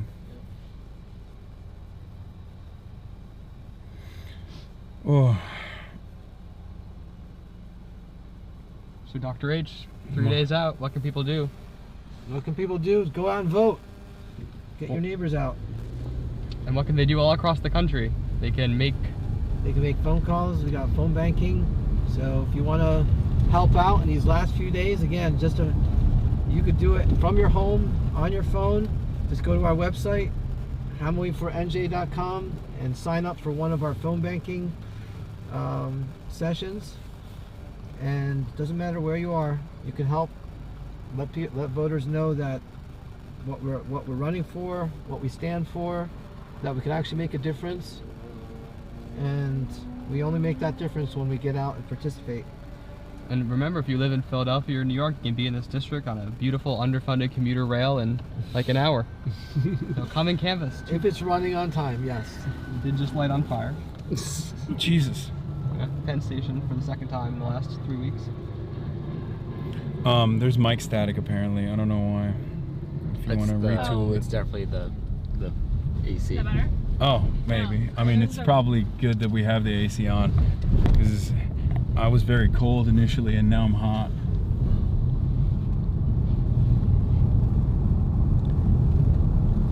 Oh my God. What shocked me was the ultras. That is usually not an expected sight.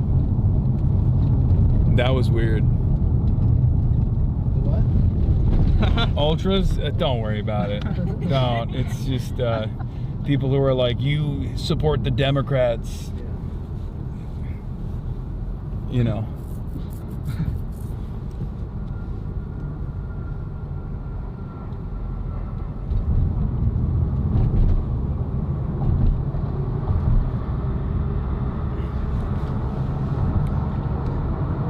IRL Ultras are a rare sight? No. IRL Ultras are not a rare sight. IRL Ultras will go to protest, but they won't ever,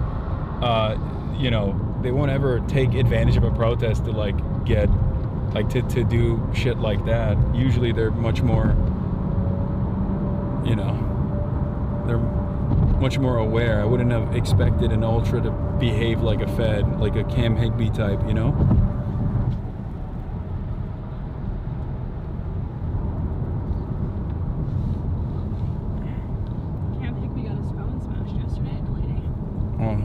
I disavow. You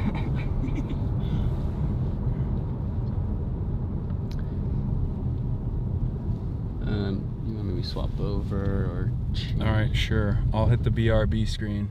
Okay. A lot where people from New York will come down and they, especially in presidential election years, a lot of New York college kids will come to Pennsylvania to go and knock doors and tell people who to vote for in the area. And that does kind of consolidate people. If all these outsiders are telling me who's good for me. So there's a little bit of that mix in there as well. And so where you turn that good versus the mix in there.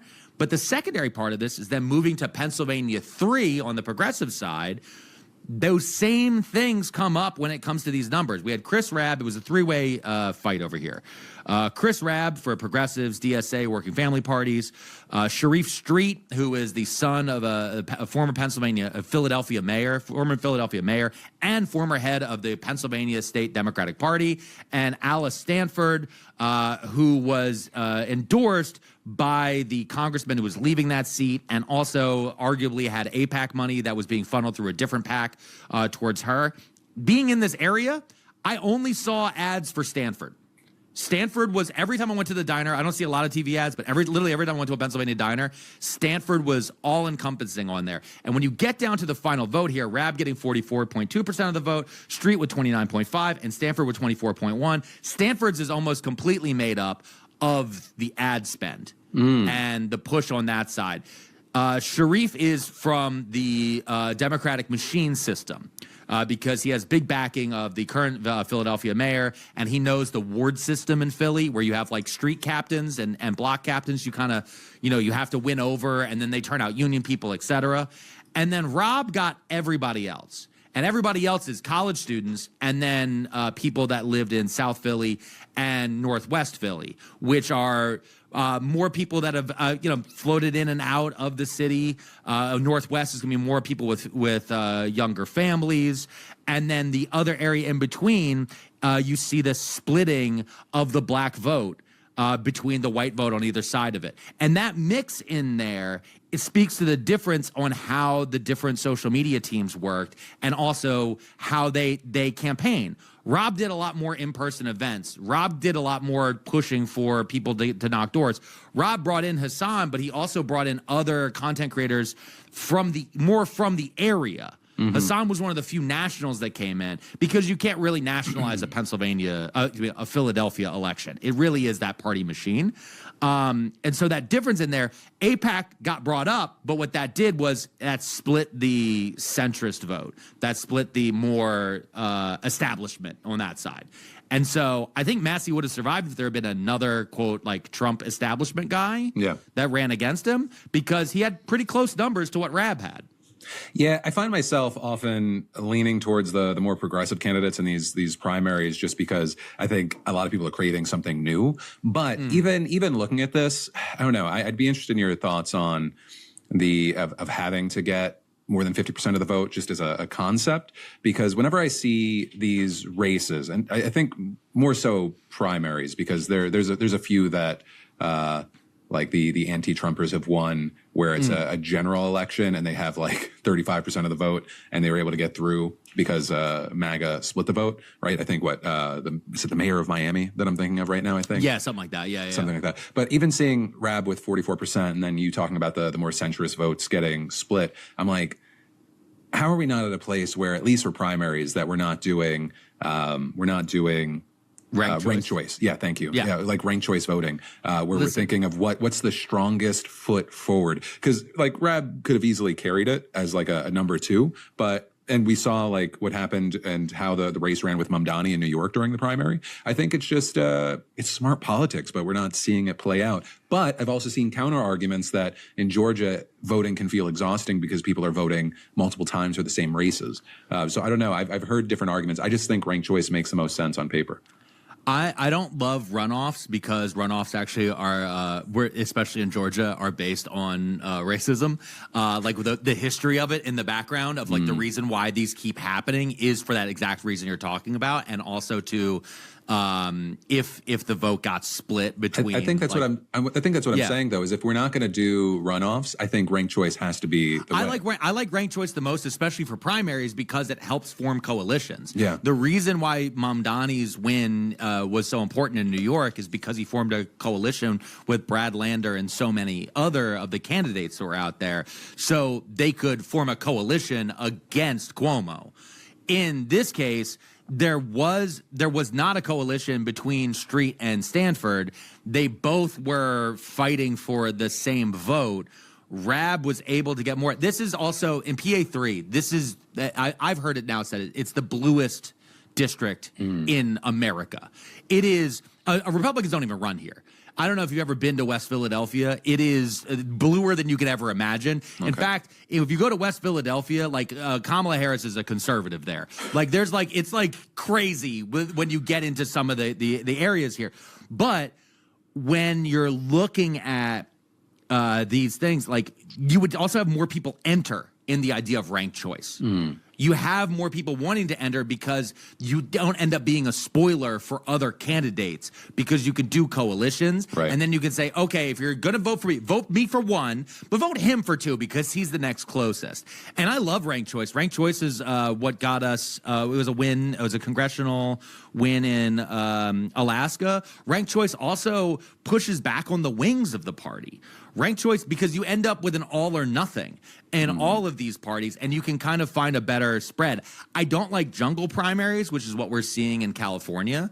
Jungle primaries is where everyone runs kind of unlisted, even though you know who everybody is. And then the top 2 go into basically a runoff for the general. I think that's shit, and I think that's stupid because, again, it's trying to break the parties while actually also leaning even further into one-party rule. I love the idea of ranked choice. And all right, we're back. The thing I will say, we're back, and no, I'm gonna sit there. You sit here.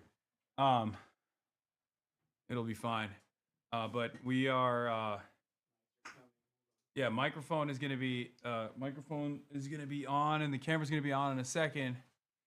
I mean, this is not the best, but what are you gonna do?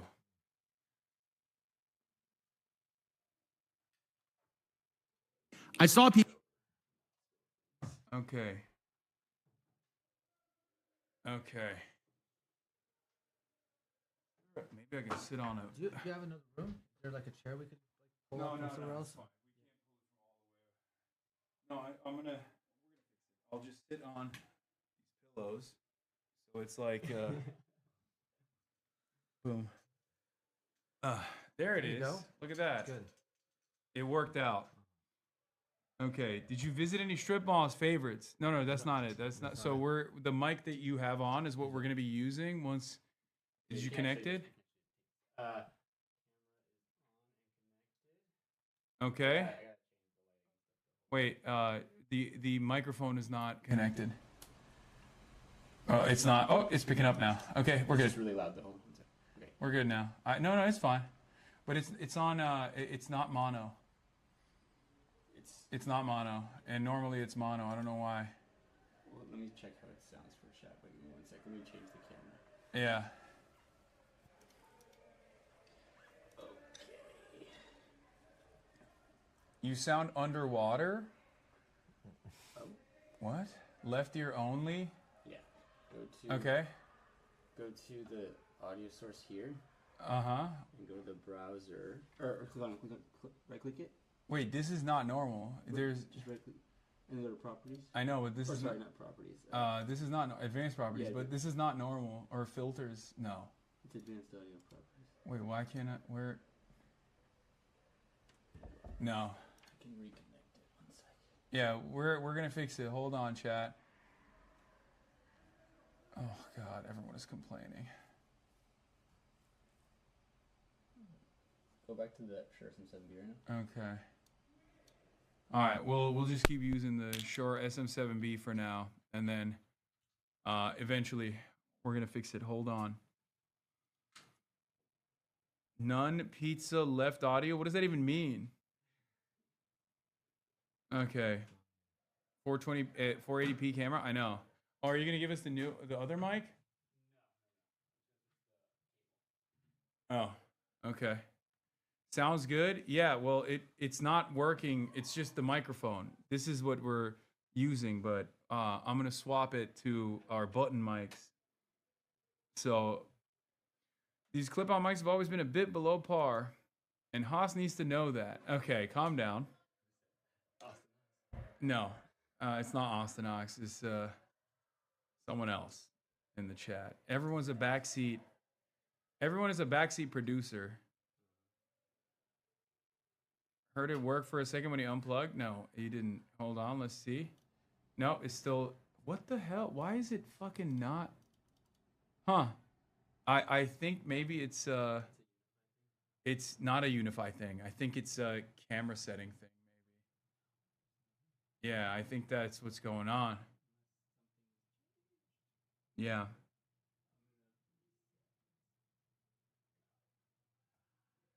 Okay.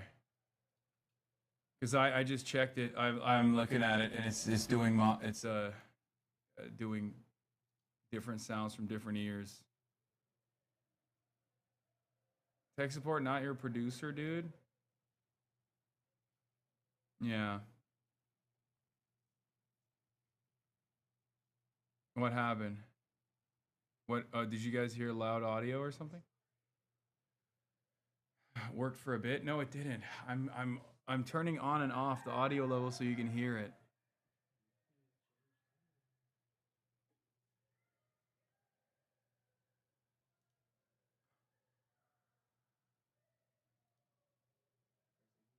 Hello, hello, hello, hello, hello, hello, hello, hello. Oh, it's fixed. Wait, what? What did you do? I'm just goaded. It's good. What was it? It's good now. I click the button on the button. Okay, that's what happened. All right, so I was right. Some did change. Okay. If you put it back, and then I will... Let me change the lighting really quick. It's not too cut. Okay. Can I turn on the camera? Do it, yeah. Boom. There we go. There it is. Too quiet or too dark? Oh, I'm turned up a little bit. What is turned up? No, audio's fine. No, lighting. Oh, no, that's fine too. It looks fine. Oh, okay. It's also Yeah. All right. Dr. Adam Hamawi. Yes. Thank you for standing with us. Yeah. thank you for participating in this process. It's there's always issues on live production. It happens, but we went to the Delaney facility. You've been there already. I've been there a few times. And how has the environment changed a little bit in your experience? Like, are there more people? Are there less people? Is there more? I feel like there's a lot of attention being paid to the story now, more so than before, as I guess the hunger strike worsens.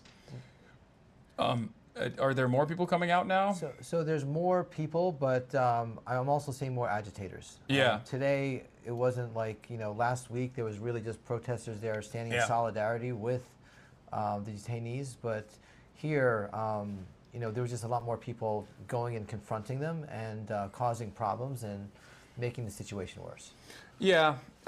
It's unfortunate, but I think when people don't understand the stakes, in my experience at least, when people don't understand the stakes of what is unfolding, or when they're so cynical that they don't even care about the inhumanity that's like taking shape 500 meters away from them, they just see this as a leg up, an opportunity to make a mark. Right, and we saw that when we got there. I mean, I think we actually helped the protesters because we drew away this crowd of agitators away from them, and they got to protest in peace for a while, while they focused their attention on us. It happens, but ultimately, what we were there to do is showcase we'll try to get a better understanding of what's exactly going on. So, as someone running for Congress, what is your suggestion in terms of curbing back some of this stuff, whether it be ICE violence in general towards protesters exercising their First Amendment rights, or even accountability to ICE? So, I mean, I've been running from the beginning that we need to abolish ICE, and this is a perfect example why. To have these for-profit detention centers that really are violating people's human rights, violating civil rights, really violating our Constitution by holding them in there without any, accused crime for prolonged periods of cruel and unusual punishment inside with food that has spoiled and worms coming out of it. They don't have proper medical attention, so we all heard about a woman that just had a miscarriage in there this week. Yeah. And there's diabetics. I heard of a paraplegic that was inside. They took away his wheelchair, took away his crutches. They said the crutches were weapons that could be used, and so he's in there, can't move, and basically in solitary confinement because they can't keep him in another facility. What is that like the type of government overreach that we're seeing here, and the systematized version of violence?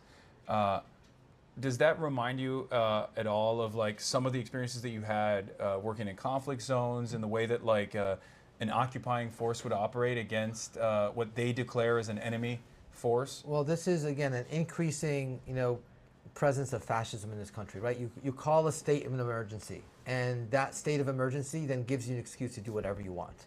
And we've seen this play out in so many dictatorships, and this is exactly what Trump is doing. He called this immigration emergency, which it wasn't an emergency. We don't have these criminals roaming the streets like he claims there are. Yeah. These are just our neighbors. Well, there are criminals. There are criminals. They're Yeah. in D.C. Yeah. But yeah, go on. Sorry. Yeah. So that state of emergency gives you an excuse, not a good one, but an excuse to do whatever you want. And this is what we're seeing right now.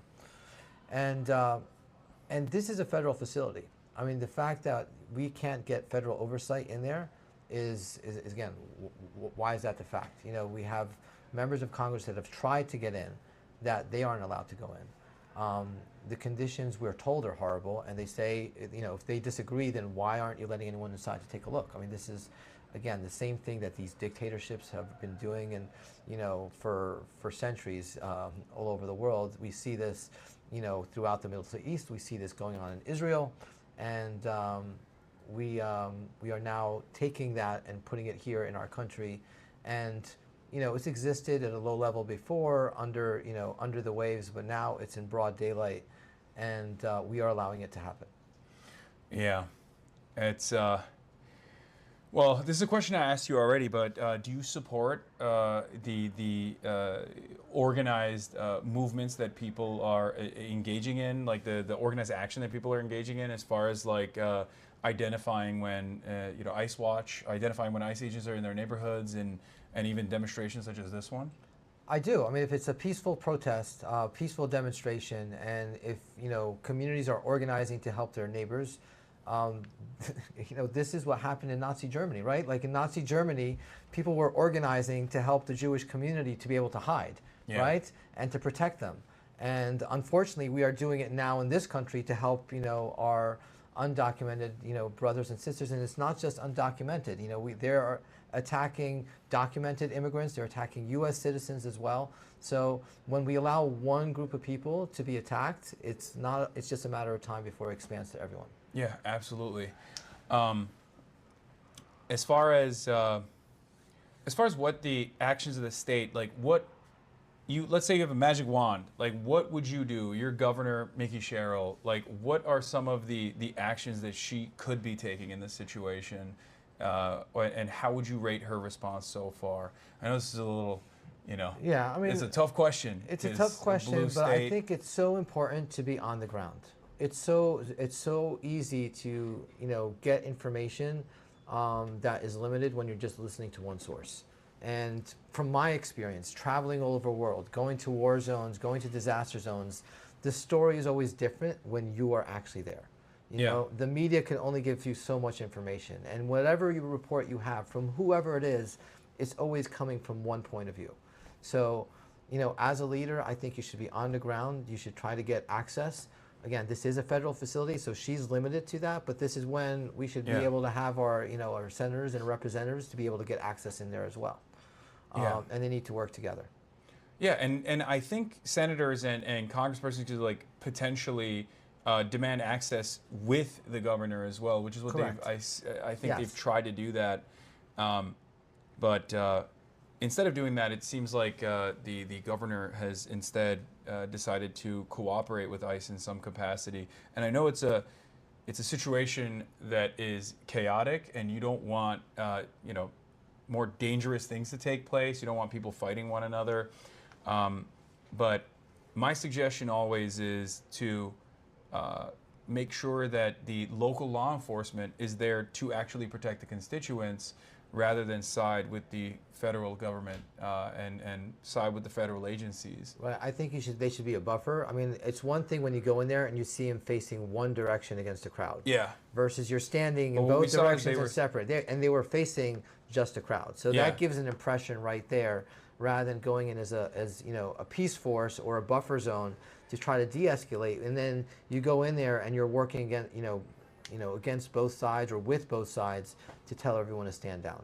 And it's just, the demeanor, the stance, that impression makes a huge difference. Yeah. What are some of the things that you want to do in terms of accountability to ICE? So I think the first thing we need to do is start holding hearings, exactly what is happening. When we take control over Congress, we're going to hold hearings of ICE. We want to hold hearings with the administration. Congress formed ICE. They did this back in 2003, and they have the ability to disband ICE as well. So, but not just hold hearings, but then you have accountability. So we have crimes that are being committed in front of our eyes every day, and unfortunately, they're not getting prosecuted the way they should, and people are let go for crimes that are being committed. So we need a Department of Justice that actually administers real justice. And that might take a while for another administration to get passed, but at least we could start the process. I feel like without that kind of accountability, without that kind of justice, people start losing sight of participating in organized democracy and recognizing that the systems are actually the system is actually intact and will still serve the interests of the population. When people lose confidence in that, I feel like chaos unfolds. And that's a much more devastating predicament that I don't think many people are thinking about at all. And certainly not this government. Or maybe this government, this administration is actually banking on that happening so they can engage in even more rigid enforcement and more repression and state violence. Right. It's almost like you're instigating it, you know. Yeah. And then when people are upset and they rise up and that chaos happens, then it gives you more excuse to push down.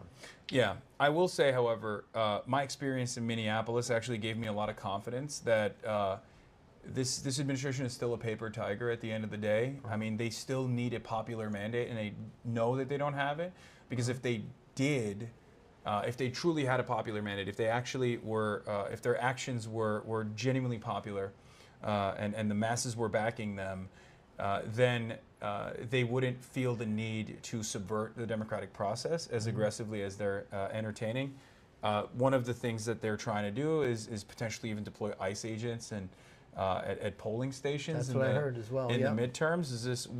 What do you think about that? Well, again, they are afraid of real democracy, because with real democracy they lose. Yeah. So deploying ICE agents, you know, the gerrymandering that they've been doing all over the country to, again, to change the vote count.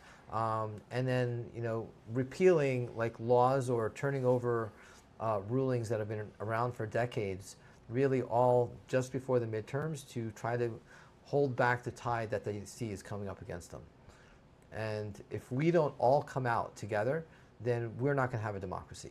Because the only way that we fight this is to come out en masse, that everyone actually gets out to the polls, because they can't stop people when they come in waves. But when you have small groups coming in and you have ICE agents, it's a form of intimidation. Yeah. Well, in the interim, I think coming out in waves and demonstrating is also very important as well, because I feel like there's no accountability whatsoever, or there's not even a reflection on whether certain actions the government's taking are popular or not. In the absence of any sort of counter demonstration, in the absence of any sort of demonstration at all. So it is still very important to go out there and show up and protest against these sorts of actions. It's crazy that in a democracy where people are, you know, when you're listening to the voice of the people, you have a certain group actually suppressing that voice. And it's clear that, you know, the freedoms that they say that they want to defend, the freedoms that really are supposed to be what makes up this country and that they say that people hate us for, are exactly what they're fighting against. They're fighting against these freedoms. Yeah. All right. Well, thank you so much for taking the time out, and thank you so much for coming down here as well, and participating in this alongside us. It was, you know, it was a little bit chaotic, but I feel like we got to see it, and we got to see it, and we got other people to see it as well. I think that's important, because it's not getting the coverage that it needs. Absolutely. Well, thank you, Adam. What can people do? I mean, we don't have much time left. Yeah. This is 3 days, right? We got 3 days, okay? So you could really vote tomorrow, and then you could vote on Tuesday, okay? So Sunday, the polls are open early. If you live in New Jersey, please get out to vote. And then Monday's off, like the polls are closed, and then Tuesday is primary day. Please go out to vote. You can make a difference. Tell your friends, tell your neighbors. If you're in town or around the area, anywhere close by, please come out and canvass. We're canvassing all 3 days, tomorrow, Monday, and Tuesday. And if you're not around the area, you could also help us by phone banking. And if you phone bank, just go to my website, hamawifornj.com, and then you could find and just sign up there. We'll tell you our canvassing, we'll tell you our phone banking, and we'll be calling people all till Tuesday night to get them out to vote, so that we could get someone like me into Congress, so that we could abolish ICE and we could get this country back on track. Last question. Who do you have on Game 7? Spurs versus OKC Thunder? I'll go with the Spurs. Okay. All right. That's the right answer in my opinion. But all right. Well, thank you so much. Thank you. All right. And everybody, that'll be all for today. And I will be traveling tomorrow, so I won't be live, but I'll be back on Monday. And I will see you then. Damn, this guy's good.